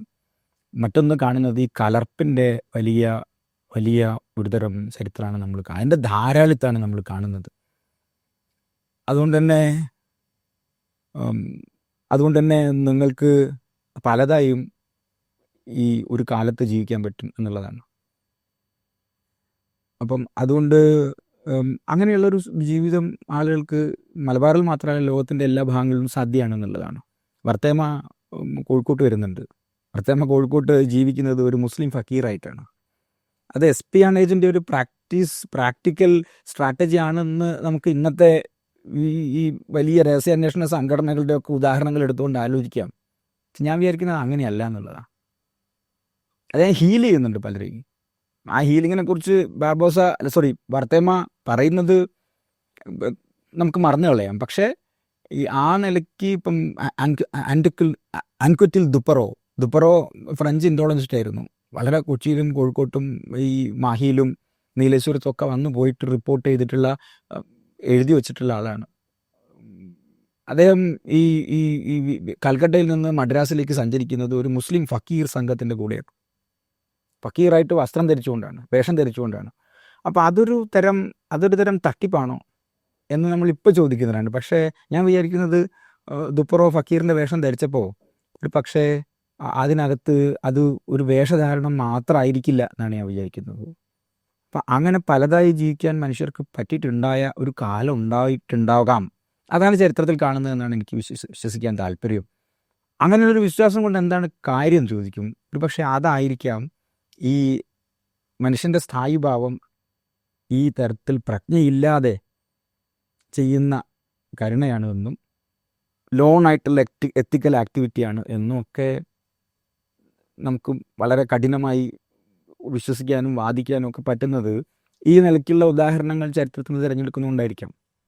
അല്ലെങ്കിൽ നമ്മൾ എന്താണ് ചെയ്യുക? നമ്മൾ ഈ റിട്രിബ്യൂട്ടീവ് ജസ്റ്റിസിലാണ് പിന്നെ വിശ്വസിക്കുക. അത് ഹമ്മുറാബിയുടെ കാലത്തുള്ള നിയമമാണ്. നിങ്ങളെൻ്റെ പാസ്റ്റിൽ എത്രയോ വർഷങ്ങൾക്ക് മുമ്പ് നിങ്ങൾ എൻ്റെ വീട് തകർത്തിരിക്കുന്നു, നിങ്ങളെൻ്റെ വീട് കയ്യേറിയിരിക്കുന്നു.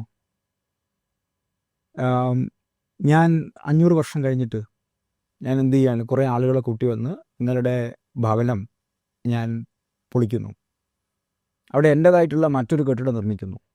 എന്നിട്ട് പറയുന്നു, ഞാൻ 500 വർഷത്തെ അനീതിക്കെതിരെ ഇതാ ഞാൻ പരിഹാരം കണ്ടിരിക്കുന്നു. ഇത് ഒരു പരിഹാരമാണെന്ന് ഞാൻ വിശ്വസിക്കുന്നില്ല. അത് വിശ്വസിക്കാതിരിക്കാനുള്ള കാരണം ഇങ്ങനെയുള്ള ലോങ് ടേം മെമ്മറി മനുഷ്യ സമൂഹത്തിന് ഇല്ല എന്നുള്ളതാണ്. മനുഷ്യൻ ഏറ്റവും എളുപ്പത്തിൽ മറക്കുന്നത് വിദ്വേഷമാണ്. മനുഷ്യൻ ഏറ്റവും അധികകാലം ഓർമ്മിച്ച് വെക്കുന്നത് സൗഹൃദങ്ങളാണ്. വിദ്വേഷം വളരെ പെട്ടെന്ന് മറന്നുപോകും. ഒരു തെളിവ് പോലും അവശേഷിക്കാതെ വിദ്വേഷം മറന്നുപോകും. ഗുജറാത്ത് കലാപത്തിൻ്റെ കഥകൾ ധാരാളമായിട്ട് അത് വായിച്ചിട്ടുണ്ട്. ഈ സാധാരണക്കാരായ മനുഷ്യർ പരസ്പരം കേസ് നടത്താൻ വേണ്ടി പോയി കോടതി വരാന്തയിൽ ഇരുന്നിട്ട് അവർ ഒന്നായി തീർന്നത്. ഈ മാറാട് കലാപത്തിന് ശേഷം അവർ ഒന്നിച്ചൊരു സന്ദർഭത്തെ ആർത്ഥത്തിൽ വായിച്ചിട്ടുണ്ട്. അവർ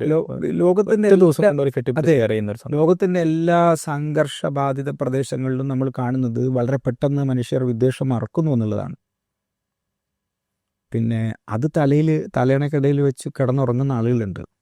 അത് ഞാൻ ഈ പറഞ്ഞ നമ്മൾ നേരത്തെ പറഞ്ഞിട്ടുള്ള മനുഷ്യർ എന്ന സമ്പർക്കത്തിനകത്ത്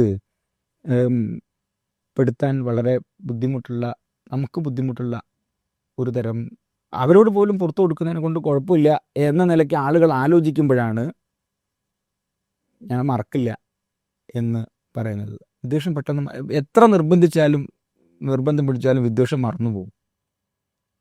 അപ്പോൾ ഞാൻ നേരത്തെ സൂചിപ്പിച്ച ഈ മനുഷ്യൻ എന്ന വാക്ക് മനോഹരമാകുന്ന കുറേ സന്ദർഭങ്ങൾ, അതിൽ നേരത്തെ നമ്മൾ പിന്നെ ഡിസാരിയിലൊക്കെ വന്ന ചെറിയൊരു അനുഭവം.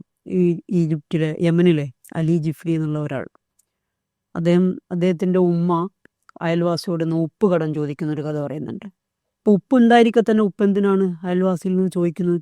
മകൻ ചോദിക്കുമ്പോൾ ഉമ്മ പറയുന്നത്, അവർക്ക് നമ്മളെ വീട്ടിലുള്ള എന്നാൽ അവരുടെ വീട്ടിലില്ലാത്ത എല്ലാ സാധനങ്ങളും ചോദിക്കാനുള്ള ഒരു പാസ്സാണ് എൻ്റെ ഈ ചോദ്യം എന്നുള്ളതാണ്. അപ്പം ഇങ്ങനെ ഈ മനുഷ്യൻ എന്ന വാക്ക് വളരെ മനോഹരമായി ആവിഷ്കരിക്കപ്പെട്ട കുറേ സന്ദർഭങ്ങളുണ്ട്. ഇപ്പം എൻ്റെ നാട്ടിൽ പഴയ കാലത്തൊരു മൊല്ലാക്ക ഉണ്ടായിരുന്നു. 40 വർഷം ഞങ്ങളുടെ പള്ളിയിൽ ജോലി ചെയ്തിരുന്നു. ഹസ്നാർ എന്നുള്ളവരാണ്. നമ്മൾ ഹസ്നാർച്ച എന്നൊക്കെ വിളിക്കും, പലരും മുക്രിക്ക എന്നാണ് വിളിക്കുക. അപ്പോൾ ഈ മുക്രിക്ക അസർ വാങ്ക് കൊടുത്ത്, വൈകുന്നേരത്തെ വാങ്ക് കൊടുത്ത്, മഗ്‌രിബ് വാങ്ക്, സന്ധ്യാനേരത്തെ ബാങ്കിന് വേണ്ടിയുള്ള പിന്നെ പോക്ക്, അതായത് എൻ്റെ വീട്ടിൽ നിന്ന് പള്ളിയിലേക്കുള്ള പോക്ക്, അത് ഒരു വലിയൊരു ചരിത്ര വ്യവഹാരം പോലെയാണ് ആ പോക്ക് നടക്കുന്നത്. ആ വഴിയിലുള്ള എല്ലാ വീട്ടുകാരോടും സംസാരിക്കുന്നു. അതിൽ കുടുംബക്കാരുണ്ട്, രോഗികളുണ്ട്, ആവശ്യക്കാരുണ്ട്, മദ്രസയിൽ അദ്ദേഹം പിന്നെ പഠിപ്പിക്കുന്ന ആളുകളുണ്ട്. അപ്പോൾ എല്ലാ ദിവസവും ഈ ഒരു ആക്ടിവിറ്റി ഇങ്ങനെ തുടരുകയാണ്. അപ്പോൾ നിരന്തരം അദ്ദേഹത്തെ കാണുന്നു. പിന്നെ അപ്പോൾ അവരിൽ രൂപപ്പെടുന്ന ഒരു മാധ്യമം. അങ്ങനെ എനിക്കിപ്പോൾ തോന്നുന്നത് നമുക്ക് ഈ മാധ്യമങ്ങൾ നഷ്ടപ്പെടുന്നത് പിന്നെയാണ് മനുഷ്യയിൽ പലപ്പോഴും ഈ ദുഃഖവും സങ്കടമൊക്കെ ഉണ്ടാക്കുന്നുള്ളതാണ്. ഇപ്പോൾ അതേസമയം നാട്ടിലൊരു വാട്സപ്പ് ഗ്രൂപ്പ് ഉണ്ട്, അതിൻ്റെ അകത്ത് കുറേയും കൂടി അംഗങ്ങളൊക്കെ ഉണ്ട്. പക്ഷേ ഒരാഴ്ചയും ആ വാട്സപ്പ് ഗ്രൂപ്പ് വളരെ വൈറലായി വൈബ്രൻ്റായി നിന്നാൽ പോലും ഈ മുല്ലാക്കയുടെ ഒരു നടത്തത്തിന് പോലും അത് സമമാകില്ല എന്നുള്ളതാണ്. ഇപ്പോൾ നമ്മൾ ബാബ ഫരീദിൻ്റെ കഥ പറയാറുണ്ടല്ലോ. ബാബ ഫരീദ് പിന്നെ അദ്ദേഹം യു.പിയിലൊരു ഗ്രാമത്തിൽ വന്നപ്പോൾ എല്ലാവരും കൂടി തടിച്ചുകൂടി. അപ്പോൾ ഏറ്റവും നല്ല കത്രിക ഉണ്ടാക്കുന്നൊരു നാടായിരുന്നത്. അപ്പോൾ എന്താണ് ബാബ ഫരീദിന് സമ്മാനം കൊടുക്കുക എന്ന് പറയുമ്പോൾ നാട്ടുകാരൊക്കെ നമ്മുടെ നാട് കത്രിക ഉണ്ടാക്കുന്ന നാടാണല്ലോ, കത്രിക കൊടുക്കുക എന്ന് പറഞ്ഞു. അപ്പോൾ അദ്ദേഹത്തിന് കത്രിക കൊടുത്തപ്പോൾ അദ്ദേഹം പറഞ്ഞു, ഞാൻ മുറിക്കുന്നയാളല്ല, ഞാൻ തുന്നിച്ചേർക്കുന്നയാളാണ്, അതുകൊണ്ട് നിങ്ങൾ എനിക്കൊരു സൂചി തരുമോ? അപ്പോൾ ഇതൊക്കെ കേട്ടപ്പോൾ ഒരു നിഷ്കളങ്കനായ ഒരു കുട്ടി വീട്ടിലേക്ക് ഓടിയിട്ട് ഉമ്മയോട് പറയാണ്, എനിക്കൊരു സൂചി വേണം. അങ്ങനെ ആ സൂചി ഉമ്മയിൽ നിന്ന് വാങ്ങിയിട്ട് അയാൾ ബാബ ഫരീദിന് കൊണ്ടുപോയി കൊടുക്കുകയാണ് ആ കുട്ടി. അതാണ് കഥ. അപ്പോൾ ഇങ്ങനെ ഒരു മനുഷ്യനെന്ന് കേൾക്കുന്ന സമയത്ത് പിന്നെ അതിൻ്റെ നേരത്തെ സൂചിപ്പിച്ചതുപോലെ അതിൻ്റെ പുറത്ത് കുറേ സംഘർഷങ്ങളുടെയും ചോരയുടെയും ഒക്കെ പോരാട്ടത്തിൻ്റെയൊക്കെ കഥയുണ്ടെങ്കിലും ഏറ്റവും മനോഹരമായിട്ട് ഇതാണ് ജീവിതം, ഇതാണ് മനുഷ്യൻ, ഇതാണ് അവൻ്റെ അടിസ്ഥാന ഭാവം എന്ന് സ്ഥാപിക്കുന്ന രൂപത്തിലുള്ള അനുഭവങ്ങൾ നമ്മുടെ നാടുകളിലുണ്ട്, നമ്മുടെ നാടിന് പുറത്തുണ്ട്. ചരിത്രത്തിൽ സാറ് സൂചിപ്പിച്ചതുപോലെ പല ഘട്ടങ്ങളിൽ നമുക്ക് കണ്ടെത്താൻ കഴിയുന്നുണ്ട്. അപ്പം ഈ രൂപത്തിൽ മനുഷ്യന് നഷ്ടപ്പെടുന്ന പിന്നെ ഒരു സങ്കല്പത്തെക്കുറിച്ചിട്ട് ഇൻ ബിറ്റ്വീൻ എന്ന് പറയുമ്പോൾ എന്തോ മനുഷ്യന് മിസ്സാവുന്നുണ്ട്. അവൻ്റെ ഭാഷയിൽ, അവൻ്റെ ആഗ്രഹങ്ങളിൽ, അവൻ്റെ നോട്ടങ്ങളിൽ എത്തിപ്പെടുന്നിടത്ത് എന്തൊക്കെയോ ചില മിസ്സിങ് ലെയറുകൾ പിന്നെ അവൻ്റെ മുന്നിലുണ്ട്. അപ്പം അതിനെ എങ്ങനെയാണ് പിന്നെ റിക്കവർ ചെയ്യുക, അവിടത്തേക്ക് എങ്ങനെയാണ് നടന്നെത്തുക, അതിനാരാണ് സഹായിക്കുക? അപ്പം നമ്മൾ വെറുതെ ഒരു 5 മിനിറ്റ് ടൗണിൽ നിന്നാൽ പിന്നെ നമ്മൾക്കൊരു ചായ കുടിക്കാമല്ലേ എന്ന് വളരെ സൗഹൃദത്തോടു കൂടി ചായ കുടിക്കാൻ കൊണ്ടുപോകുന്ന ആളുകളുണ്ട്. 1 മിനിറ്റ് മുമ്പ് നമ്മൾ ചായ കുടിച്ച് എണീച്ചതാണെങ്കിലും എന്നാൽ കുടിക്കാമല്ലോ എന്ന് പറഞ്ഞിട്ട് അത് അദ്ദേഹത്തിന് ചായ ആവശ്യമുണ്ടാകുക എന്നുള്ളതല്ല അവിടെ. പകരം ആ ഒരു നേരം, ആ ഒരു മനുഷ്യനെ സംസാരിക്കുക, അവർ തമ്മിലുള്ള ഒരു മാധ്യമം രൂപപ്പെടുത്തുക, അതിലൂടെ പരസ്പരം ഒന്നാകുക. അതിന് പിന്നെ മതമോ അല്ലെങ്കിൽ ദേശമോ മറ്റെന്തെങ്കിലും അതിർത്തികളോ ഒന്നുമില്ല. ഈ രൂപത്തിൽ പരസ്പരം ചേർന്നു നിൽക്കുമ്പോഴാണ് നമ്മൾ ഈ പറഞ്ഞ പിന്നെ രൂപത്തിൽ മിസ്സിങ്ങുകളെ മനുഷ്യന് മേക്കപ്പ് ചെയ്യാൻ കഴിയുന്നത് എന്നാണ് തോന്നുന്നത്. ജാഫർ ഡോക്ടർ ഒരിക്കലും പറഞ്ഞിട്ടുണ്ട്, അദ്ദേഹം അങ്ങനെ ഈ സൂപ്പർ മാർക്കറ്റിൽ സാധനം വാങ്ങി ക്യൂവിൽ നിന്ന് ബില്ലടക്കാൻ വേണ്ടി നോക്കുമ്പോൾ കീശയിൽ പൈസ ഇല്ല, അല്ലെങ്കിൽ അദ്ദേഹത്തിൻ്റെ കാർഡ് വർക്ക് ചെയ്യാത്ത എന്തോ ഒരു പ്രശ്നമുണ്ട്. അപ്പോൾ സ്വാഭാവികമായിട്ടും നമ്മളാകെ ചൂളി പോകുന്നൊരു സന്ദർഭമാണ്. ആളുകൾ പ്രത്യേകിച്ച് അപരിചിതമായ ഒരു ദേശത്തു കൂടെയാണെങ്കിൽ നമ്മൾ ആളുകൾ നോക്കുക, നിങ്ങളെന്തോ ഒരു തട്ടിപ്പുകാരനാണോ എന്നുള്ളൊരു മൈൻഡ് സെറ്റോടുകൂടി. അപ്പോൾ പിറകിൽ നിൽക്കുന്നയാൾ പൈസ എടുത്ത് കൊടുക്കുകയും ആ ബില്ലടക്കുകയും ചെയ്ത് ഇയാൾ തിരിച്ചു പോകുമ്പോൾ ഞാൻ ആ പൈസ തരാം, നിങ്ങൾ നിങ്ങളുടെ അക്കൗണ്ട് നമ്പർ തരൂ, അല്ലെങ്കിൽ നിങ്ങളുടെ UPI ID തരൂ എന്ന് പറയുമ്പോൾ അദ്ദേഹം പറയണത് ഇല്ല, നിങ്ങളെനിക്ക് തിരിച്ചു തരേണ്ടതില്ല, നിങ്ങൾക്ക് തിരിച്ചു തരണം എന്ന് തോന്നുന്നുണ്ടെങ്കിൽ നാളെ നിങ്ങളുടെ ജീവിതയാത്രയിൽ എവിടെയെങ്കിലും വെച്ച് ഇതുപോലെ കുടുങ്ങുന്നൊരു മനുഷ്യനെ നിങ്ങൾ കണ്ടുമുട്ടുമ്പോൾ അയാൾക്ക് നിങ്ങളത് ചെയ്തു കൊടുത്താൽ മതി എന്ന് പറയുന്നതാണ്. കഴിഞ്ഞ ദിവസം ഈ പുളിക്കൽ ഡിവിഷൻ സാഹിത്യോത്സവം നടക്കുന്ന വേദിയിലേക്ക് കുറച്ച് മുസ്ലിമേതരരായ കുറച്ച് ആളുകൾ കയറി വന്നു. അത്ര 4 പേര് കയറി വന്നു എന്ന് പറഞ്ഞു. അവർ വന്നത് അവരുടെ സുഹൃത്തായ ഒരു മുസ്ലിമായൊരു മനുഷ്യനുണ്ട്, അദ്ദേഹത്തിന് രോഗിയാണ്. ആ രോഗിയായ മനുഷ്യന് വേണ്ടി നിങ്ങൾ ദുആ ചെയ്യണം എന്ന് പറയാനാണ്. അതിനുവേണ്ടി ഞങ്ങൾ എന്ത് ചെയ്യുന്നുണ്ട്, ഈ കുട്ടികൾക്ക് മുഴുവൻ പായസം കൊടുക്കുന്നുണ്ട്. ഈ കുട്ടികൾക്ക് മുഴുവൻ ഞങ്ങൾ പായസം കൊടുക്കുകയാണ്, നിങ്ങൾ എന്ത് ചെയ്യണം, ഞങ്ങളുടെ മുസ്ലിം സുഹൃത്തിന് വേണ്ടി ദുആ ചെയ്യണം എന്ന് പറയാനാണ്. ഈ കലർപ്പാണ് ശരിക്ക് സാറി പറഞ്ഞ കലർപ്പിനെ കുറിച്ച്, ഈ ബന്ധങ്ങളെക്കുറിച്ചൊക്കെ പറഞ്ഞപ്പോൾ ശരിക്കും പറഞ്ഞാൽ ഇത് തന്നെയാണ് നമ്മളെ മുന്നോട്ട് കൊണ്ടുപോകുന്നൊരു വലിയ ഘടകം എന്ന് എനിക്ക് തോന്നുന്നു. അങ്ങനെ ഇല്ലാതെയായി തീർന്നാൽ നമുക്ക് എങ്ങനെയാണ് മുന്നോട്ട് പോകുക എന്നുള്ളത് അസാധ്യമായിത്തീരും. മനുഷ്യനിങ്ങനെ കലർന്നും ചേർന്നും ഒരുമിച്ചും ഈ പറഞ്ഞ മറന്നുമൊക്കെ പോകാൻ കഴിയുന്നു എന്നുള്ളത് കൊണ്ടാണ്. എത്ര സങ്കീർണമായ സന്ദർഭത്തിൽ ചവിട്ടിയാലും ഇല്ല, ഞാൻ പകരം ചെയ്യുന്നില്ല. ഈ മക്കം വിജയത്തിൻ്റെ ഒരു സന്ദർഭം അതാണല്ലോ, നിങ്ങളോട് ആരോടും ഇന്ന് പ്രതികാരമില്ല എന്നാണ് പറയുന്നത്. ഇന്ന് പ്രതികാരത്തിൻ്റെ ദിവസമല്ല, വിജയത്തിൻ്റെ ദിവസം പ്രതികാരത്തിൻ്റെ ദിവസമല്ല എന്നതാണ്. അപ്പോൾ ഈ അർത്ഥത്തിൽ നമുക്ക് ഈ കാലത്തെ ഈ സമൂഹത്തെ ഇനിയും ഇങ്ങനെ മുന്നോട്ട് കൊണ്ടുപോവുക എന്നുള്ളതാണ് സാഹിത്യോത്സവൻ്റെ ഒരു സങ്കല്പം എന്നാണ് കരുതുന്നത്. സാഹിത്യോത്സവം ഇത് തന്നെയാണ് മുന്നോട്ട് വെക്കുന്നത്. ഈ മത്സരം അല്ലെങ്കിൽ ഒരു സാങ്കേതികമായൊരു മത്സരം എന്നതിനപ്പുറം ഇങ്ങനെ സാഹിത്യോത്സവത്തിൻ്റെ ഒരു ഗുണം അത് തന്നെയായിട്ടാണ് തോന്നുന്നത്. ഇങ്ങനെ പരസ്പരം മത്സരിച്ച് തീർക്കുക എന്നതിന് പകരം ഒരുമിച്ചിരിക്കാം. സാഹിത്യോത്സവത്തിൻ്റെ വേദിയിലൊക്കെ കാണാറുള്ള ഒരു രസകരമായൊരു കാഴ്ച അത് തന്നെയാണ്. കഴിഞ്ഞു പോകുമ്പോൾ 1ാം സ്ഥാനം കിട്ടിയവനും 2ാം സ്ഥാനം കിട്ടിയവനും പരസ്പരം ശത്രുവായിട്ടല്ല പോണത്, തോളിൽ കൈയിട്ടിട്ട് നിങ്ങളെവിടെയാണ് എന്ന് പരിചയപ്പെട്ടിട്ട് സൗഹൃദങ്ങൾ വികസിച്ചിട്ട് പുതിയ ടീമുകൾ, പിയർ ഗ്രൂപ്പുകൾ രൂപപ്പെട്ടിട്ടൊക്കെയാണ് ഓരോ സാഹിത്യോത്സവങ്ങളും അവസാനിക്കുന്നത്. അപ്പോൾ ഇങ്ങനെയുള്ള ഈ മാധ്യമങ്ങളെ നമ്മൾ കൂടുതലായിട്ട് സൃഷ്ടിക്കപ്പെടേണ്ടതുണ്ട് എന്ന് തോന്നുന്നു. ആ മാധ്യമങ്ങൾ സൃഷ്ടിക്കപ്പെടുമ്പോൾ സ്വാഭാവികമായിട്ടും ഈ വയലൻസ് സൃഷ്ടിക്കപ്പെടുന്ന ഈ എന്താ പറയുക ആവരണത്തിൽ നിന്ന് നമുക്ക് അത് പൊട്ടിച്ച് പുറത്ത് കിടക്കാനും നമ്മുടെ ഒരു ജൈവികമായ പ്രകൃതിയെ പ്രകടിപ്പിക്കാനും കഴിയുമെന്ന് തോന്നുന്നു. തീർച്ചയായിട്ടും ഈ ഈ മത്സരത്തിൻ്റെ ഒരു വേദി മത്സരമല്ലാതായിട്ടൊരു ഉത്സവമായിട്ട് മാറുന്നു എന്നുള്ളതാണ്. ഞാൻ കഴിഞ്ഞൊരു 2-3 വർഷങ്ങളായിട്ട് സാഹിത്യോത്സവത്തെ വളരെ അടുത്തുനിന്ന് നോക്കിക്കാണുന്ന ഒരാളും ചില സമയങ്ങളിൽ സാഹിത്യോത്സവത്തിൽ എൻ്റെ സുഹൃത്തുക്കളൊക്കെ വിളിക്കുമ്പോൾ, എൻ്റെ വിദ്യാർത്ഥികളൊക്കെ വിളിക്കുമ്പോൾ അതിൽ പങ്കെടുക്കുന്ന ഒരാളും കൂടിയാണ്.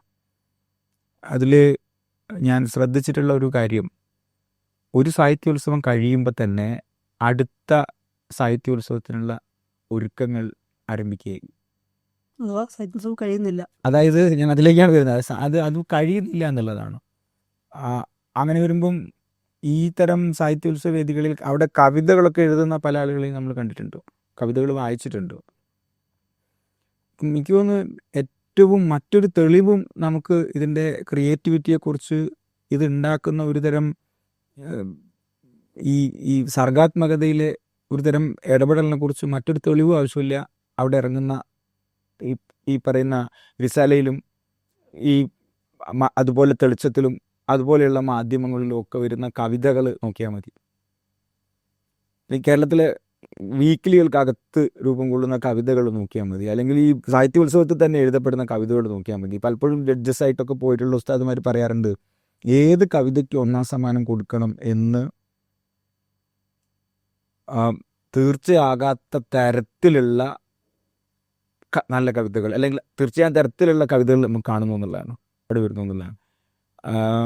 ഞാനത് വളരെ പ്രധാനപ്പെട്ട ഒരു ഇൻഡെക്സ് ആയിട്ട് കണക്കാണ്. കാരണം കവിത ഞാൻ വിചാരിക്കുന്നത്, ഞാനൊരു പഴയ രീതിക്കാരനാണ്, അത് യാന്ത്രികമായിട്ട് എഴുതാൻ പറ്റില്ല. നമുക്കൊരു ലേഖനം ഒരു പക്ഷേ യാന്ത്രികമായിട്ട് എഴുതാൻ പറ്റും, ഒരു പ്രസംഗം നിങ്ങൾക്ക് പഠിച്ചു പറയാൻ പറ്റും, എന്നുള്ള ഒരുപാട് റിട്ടറിക്കൽ ഡിവൈസസ് നിങ്ങൾക്ക് ഇംബൈവ് ചെയ്തെടുക്കാൻ വേണ്ടി പറ്റും, അനുകരിക്കാൻ പറ്റും.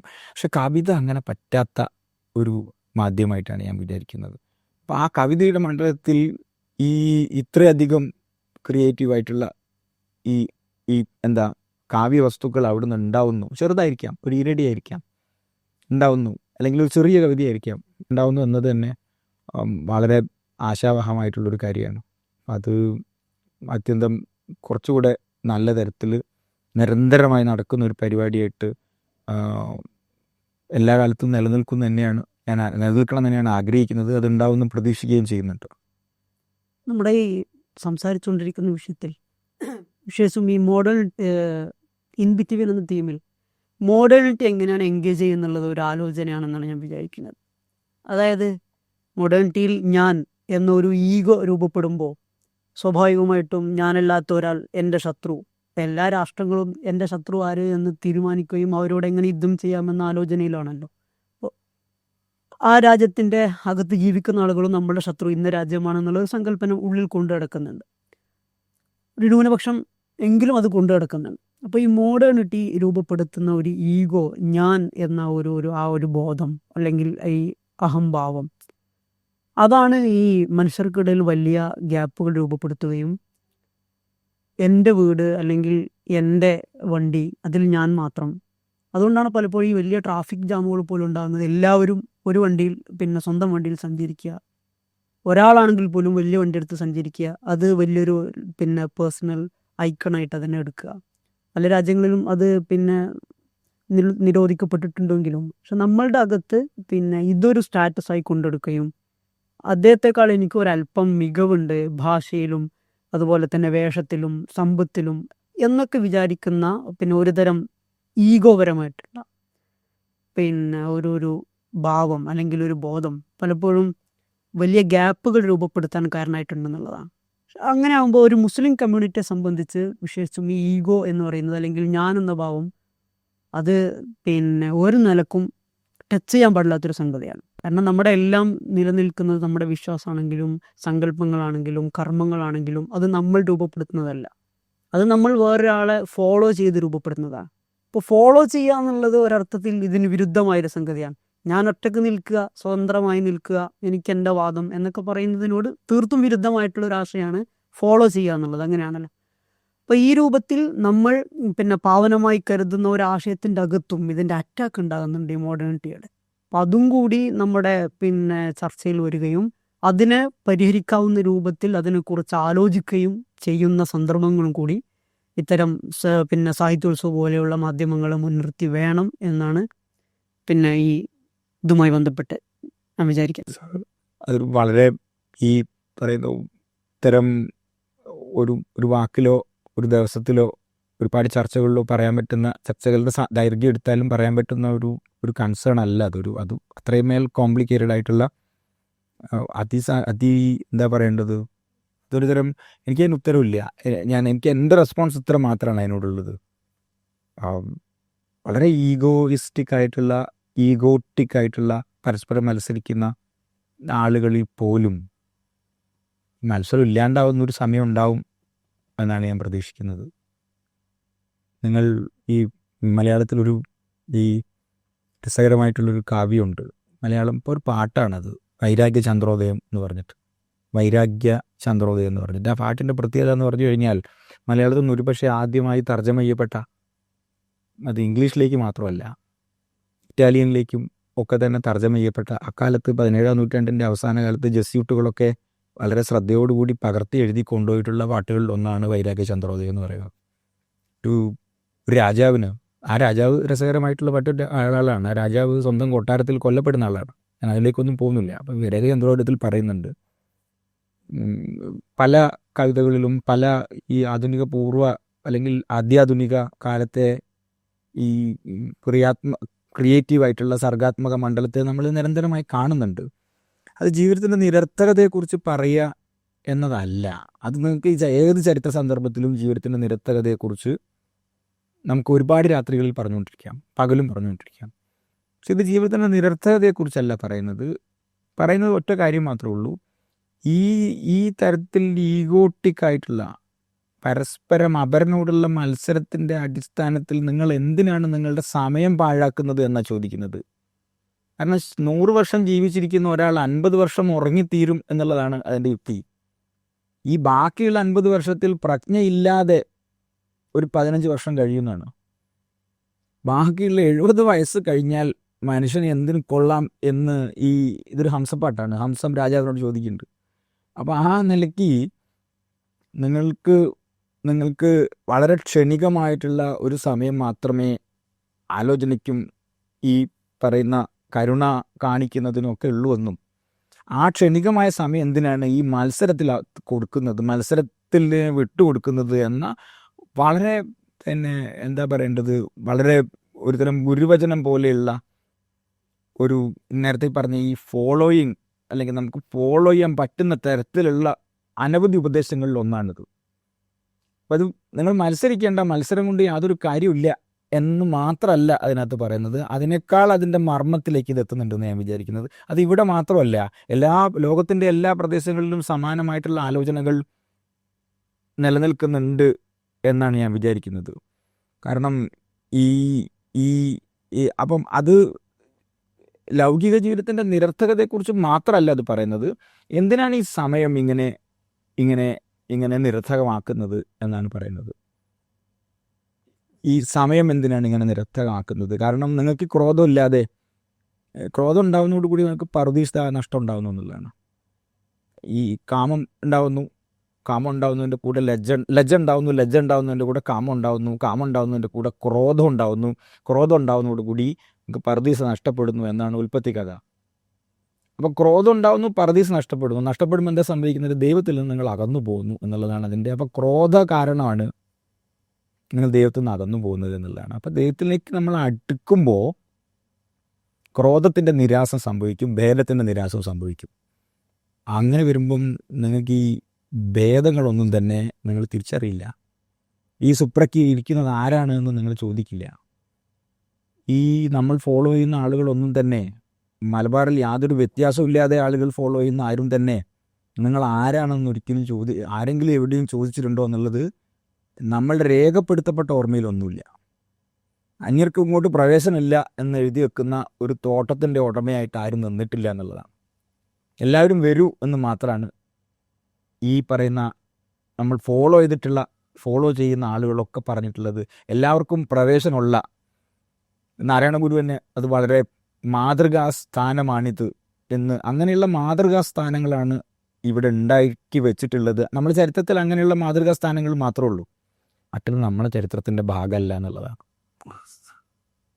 തീർച്ചയായിട്ടും മാതൃകയല്ലാത്ത സ്ഥാപനങ്ങൾ ഒരുപാടുണ്ട്, പക്ഷെ അത് നമ്മുടെ ചരിത്രത്തിൻ്റെ ഭാഗമല്ല. അത് മറ്റൊരിടത്തുനിന്ന് വന്നതോ അല്ലെങ്കിൽ ഈ ചില കിളകളിൽ മോശമായിട്ടുള്ള കിളയുണ്ടാവും, അങ്ങനെയാണല്ലോ. അപ്പം അത് നമ്മളുടെ ഭാഗമല്ല, നമ്മളിൽപ്പെട്ടവരല്ല എന്ന് തന്നെ ഉറപ്പായിട്ട് വിചാരിച്ചാൽ മതി എന്നാണ് എനിക്ക് അതിനോടുള്ള ഒരു റെസ്പോൺസ്. നമുക്ക് ശരിക്കും ഈ മനുഷ്യരിലേക്ക് ഈ കൂടുതൽ ഇറങ്ങിച്ചെല്ലാനും മനുഷ്യൻ്റെ അടിസ്ഥാനപരമായ ഭാവത്തെ തിരിച്ചറിയാനും അതിനോട് ചേർന്ന് നിൽക്കാനും കഴിയുക എന്നുള്ളത് തന്നെയാണ്. അതിനപ്പുറത്ത് കാണുന്ന എന്തിനെയോ പർവ്വതീകരിക്കുന്നതിന് പകരം മനുഷ്യൻ്റെ അടിസ്ഥാന ചോദനകളിലേക്ക് ചേർന്ന് നിൽക്കുകയും കരുണയും സഹാനുഭൂതിയും സ്നേഹമുള്ള കണ്ണീരുള്ള പുഞ്ചിരിയുള്ള ഒരു യഥാർത്ഥ മനുഷ്യനിലേക്കുള്ള യാത്രയാണ് നമ്മൾ ഓരോ ഘട്ടങ്ങളിലും തുടർന്നുകൊണ്ടേയിരിക്കുന്നത്. മനുഷ്യ ചരിത്രം എല്ലാ കാലത്തും അത് തന്നെയാണ് പ്രകടിപ്പിച്ച് വന്നിട്ടുള്ളത്. ഈ വെളിച്ചം കൊണ്ട് മാത്രമാണ് നമുക്ക് ഇരുട്ടിനെ തോൽപ്പിക്കാൻ കഴിയുക എന്ന് പറയാറുണ്ട്. അപ്പോൾ ഈ വെളിച്ചം നമ്മൾ ഏറ്റുപിടിക്കുകയും അതുകൊണ്ട് നമുക്ക് ഈ ഇരുട്ടിൻ്റെ ചെറിയ ചെറിയ കണികകൾ പോലും എവിടെയെങ്കിലും ഉണ്ടെങ്കിൽ അതിനെയൊക്കെ നമ്മുടെ ഈ വെളിച്ചം കൊണ്ട് നമുക്ക് നിറക്കുകയും അതിനെ തോൽപ്പിക്കുകയും ചെയ്യാൻ കഴിയുന്ന ഒരു കാലത്തെയാണ് സാഹിത്യോത്സവം പ്രതീക്ഷിക്കുന്നത്. അതിൻ്റെ ഒരു ഭാഗമായാണ് ഈ ഇടവേളകളെ നമ്മൾ ചർച്ച ചെയ്യുകയും അതിനെങ്ങനെയാണ് നമുക്ക് പൂർത്തിയാക്കാൻ കഴിയുക. ഇടവേളകളില്ലാത്ത ഈ അന്തരങ്ങളില്ലാത്ത അതിർത്തികളില്ലാത്ത മനുഷ്യരെ മാത്രം കാണുന്ന നമ്മളോട് ചേർന്ന് നിൽക്കുന്ന മനുഷ്യർ എന്നതിനെ ഞാൻ വിചാരിക്കുന്നത് മനുഷ്യർ എന്ന് പറയുന്നത് നമ്മുടെ ഈ ശരീരത്തെ ഘടനയെക്കുറിച്ച് മാത്രമല്ല, നമ്മുടെ പരിസ്ഥിതിയെയും പുഴുവിനെയും പഴുതാരയെയും ഒക്കെ അടങ്ങുന്ന എല്ലാ തരത്തിലുള്ള അതിൻ്റെ ഏറ്റവും സൂക്ഷ്മമായ കണികകളെല്ലാം ചേർത്ത് വെച്ചുകൊണ്ട് അതെല്ലാം ചേർന്ന് നിൽക്കുന്നതാണ് മനുഷ്യൻ എന്ന് പറഞ്ഞാൽ തന്നെ നമ്മുടെ അകത്ത് പോലും 1000 ബാക്ടീരിയകൾ പ്രവർത്തിക്കുന്നുണ്ട്. ശാസ്ത്രം നോക്കുമ്പോൾ നമുക്ക് ആ ബാക്ടീരിയകളിൽ നമ്മുടെ ശരീരത്തിൻ്റെ മുന്നോട്ട് പോക്കിന് നിർബന്ധിതമായും വേണ്ട ബാക്ടീരിയകൾ ഉണ്ടാവും. അങ്ങനെ ഈ സൂക്ഷ്മമായ കണങ്ങൾ തൊട്ട് ഈ ലോകത്തെ തന്നെ നിലനിർത്തിക്കൊണ്ടു പോകുന്നതിൽ നമ്മുടെ ഈ ചേർത്ത് നിൽപ്പിന്, നമ്മുടെ ഈ ഒരുമിക്കലിന്, നമ്മുടെ ഈ മാധ്യമങ്ങൾക്ക് വലിയ പങ്കുണ്ട് എന്നാണ് കരുതുന്നത്. പിന്നെ ഈ മനുഷ്യർ തമ്മിലുള്ള എല്ലാ വിടവുകളെയും അതിരുകളെയും ഇല്ലാതാക്കിയവരാണ് അർത്ഥത്തിൽ സൂഫികൾ. ഇപ്പം നമ്മൾ മമ്പ്രന്ഥങ്ങളുടെ കാലത്തായതുകൊണ്ട് മമ്പ്രന്ഥങ്ങളുടെ ഭാഷയോ അല്ലെങ്കിൽ ദേശമോ നോക്കിയിട്ടല്ല അവിടെ ആളുകൾ ഇപ്പോഴും വന്നുകൊണ്ടിരിക്കുന്നത്. അപ്പോൾ ഈ അർത്ഥത്തിൽ മനുഷ്യരെ ബന്ധിപ്പിച്ചതിൽ ഈ മിസ്റ്റിക് സൂഫികൾക്ക് അല്ലെങ്കിൽ ഈ ഉലമാക്കൾക്ക്, ആരിഫീങ്ങളായ ഉലമാക്കൾക്ക് വലിയ പങ്കുണ്ട്. അപ്പോൾ CM വലിയുള്ളയുടെ കഥ പറയുകയാണെങ്കിലും മമ്പ്രന്ഥങ്ങളുടെ കഥ പറയുകയാണെങ്കിലും അജ്മീറിനെ കുറിച്ച് പറയുകയാണെങ്കിലും നിസാമുദ്ദീൻ ദർഗയെ കുറിച്ച് പറയുകയാണെങ്കിലും ഇവർക്ക് എങ്ങനെയാണ് ഈ മനുഷ്യർ കാലദേശ അതിർത്തികൾക്കപ്പുറത്തുള്ള മനുഷ്യരെ ഇവരിങ്ങനെ ഒരേ നൂലിൽ കോർത്തവരെ പോലെ ഇങ്ങനെ ഘടിപ്പിച്ച് നിർത്തിയത് എങ്ങനെയായിരിക്കും? ഉള്ളാളത്തേക്കൊക്കെ പോകുമ്പോഴും നമുക്ക് ഈ കാഴ്ച അങ്ങനെ കാണാൻ പറ്റും. അത് നമ്മൾ ഓരോ ഗ്രാമത്തിലുള്ള ഈ മനുഷ്യരെ കാണുമ്പോഴും നമുക്ക് കാണാൻ പറ്റും. മൃഗങ്ങളെ പോലും, പരിസ്ഥിതി, മരങ്ങളെ, ജീവനുള്ളവയെ ഇല്ലാത്തവയൊക്കെ ഇവരിങ്ങനെ ഒരുമിച്ച് തൻ്റെ സന്നിധിയിൽ ഇങ്ങനെ നിർത്തുകയാണ്. ഇതിൻ്റെ ഒരു കെമിസ്ട്രി എന്തായിരിക്കും? ഞാനിത് നിങ്ങളെല്ലാവരെയും പോലെ തന്നെ വളരെ ഇൻറ്റിമേറ്റ് ആയിട്ട് ഇതിനെ അറിയാൻ വേണ്ടി ശ്രമിക്കുന്ന ഒരാളാണ്. എനിക്കത് ഇതുവരെ ആ നിലയ്ക്ക് എന്തുകൊണ്ടാണ് ഇങ്ങനെ മമ്പ്രതങ്ങൾക്ക് ഇങ്ങനെയുള്ള കഥകൾ ഉണ്ടാവുന്നത്, CM വലിയുല്ലായ്ക്ക് എന്തുകൊണ്ടാണ് ഇങ്ങനെ കഥ ഉണ്ടാവുന്നത്, വരക്കൽ മുല്ലക്കോയ തങ്ങൾക്ക് എന്തുകൊണ്ടാണ് ഇങ്ങനെ കഥ ഉണ്ടാവുന്നത്, അല്ലെങ്കിൽ ഖാജ മൊയ്നുദ്ദീൻ ചിശ്തിക്ക് എന്തുകൊണ്ടാണ് ഇങ്ങനെയുള്ള കഥ ഉണ്ടാവുന്നത്, ജിലാനിക്ക് എന്തുകൊണ്ടാണ് ഇങ്ങനെ ഉള്ള കഥകൾ ഉണ്ടാവുന്നത് എന്തുകൊണ്ട് എന്നതിന് എനിക്ക് ഇതിനെ അറിയാൻ ശ്രമിക്കുന്ന ഒരാളെന്ന നിലയിൽ എനിക്ക് ഉത്തരവില്ല. പക്ഷെ ഞാൻ മനസ്സിലാക്കുന്നത്, ഉത്തരമായിട്ടല്ല ഞാൻ മനസ്സിലാക്കുന്നത്, അവരുടെ ലോകം എന്ന് പറയുന്നത് നമ്മളെ ലോകമല്ല എന്നുള്ളതാണ്. കപ്പൽ മുങ്ങി എന്ന് പറയുമ്പം ദൈവത്തിന് സ്തുതി എന്നും, ഇല്ല കപ്പൽ മുങ്ങിയിട്ടില്ല എന്ന് പറയുമ്പം ദൈവത്തിന് സ്തുതി എന്നും പറയാൻ കഴിയുന്ന ഒരു തലത്തിലേക്ക് ഉയർന്നു കഴിഞ്ഞ ആളുകളായിട്ടാണ് ഞാനിവരെ കാണുന്നത്. അപ്പോൾ അത് അതുകൊണ്ടാണല്ലോ നമ്മൾ അവരെ ഫ്രണ്ട്സ് ഓഫ് ഗോഡ് എന്ന് വിളിക്കുന്നത്. നമ്മളെക്കാളൊക്കെ മറ്റൊരു തലത്തിൽ ജീവിക്കുന്ന ആളുകളാണ്. അതുകൊണ്ട് തന്നെ അവരെ പിന്തുടരാനും കഴിയുന്ന ആളുകളാണ്. അതുകൊണ്ടാണ് നമ്മൾ അങ്ങനെ. അതിനെന്താണ് തെളിവ് എന്ന് ചോദിച്ചു കഴിഞ്ഞാൽ നദി മൂലം ഋഷി മൂലം എന്നാണ്. ഒരു നദിയുടെ ഉത്ഭവസ്ഥാനത്ത് അന്വേഷിച്ച് കണ്ടെത്താൻ കഴിയാത്തതുപോലെ നിങ്ങൾക്കൊരു വലിയൻ്റെ ഉത്ഭവസ്ഥാനത്തെ അന്വേഷിച്ച് കണ്ടെത്താൻ വേണ്ടി കഴിയില്ല. അങ്ങനെയാണ് ഞാൻ വിചാരിക്കുന്നത്. എൻ്റെ പഠനത്തിൻ്റെയും എൻ്റെ വ്യക്തിപരമായിട്ടുള്ള അനുഭവത്തിൻ്റെയും ഒക്കെ ഞാൻ മനസ്സിലാക്കിയതെന്ന് എനിക്ക് പറയാൻ പറ്റില്ല. അങ്ങനെയാണ് ഞാൻ കരുതുന്നത്. മനസ്സിലാക്കൽ മറ്റൊന്നാണല്ലോ. പിന്നെ ഇതിൽ ഞാൻ വളരെ ഓപ്റ്റിമിസ്റ്റ് ആയിട്ടുള്ള ഒരാളാണ്. കാരണം ഞാൻ ഇപ്പോഴും കാണുന്നുണ്ട് നമ്മുടെ ഒരുപക്ഷെ കേരളത്തിലെ റോഡുകളിലൂടെ ആയിരിക്കും ഏറ്റവും അധികം ആംബുലൻസുകൾ ചീറിപ്പായാറുള്ളത്. നമുക്ക് ഒരുപാട് ഹോസ്പിറ്റലുകളുണ്ട്, ഒരുപാട് ആംബുലൻസുകൾ നമ്മളുടെ ഏറ്റവും തിരക്കുള്ള റോഡിലൂടെ ആംബുലൻസ് ഡ്രൈവർമാരായിട്ടുള്ള സുഹൃത്തുക്കൾ നമുക്കുണ്ട്. അപ്പോൾ അവർ പറയുന്നത് ഒരു ആംബുലൻസ് ഡ്രൈവറുടെ ഏറ്റവും രസകരമായ ഏറ്റവും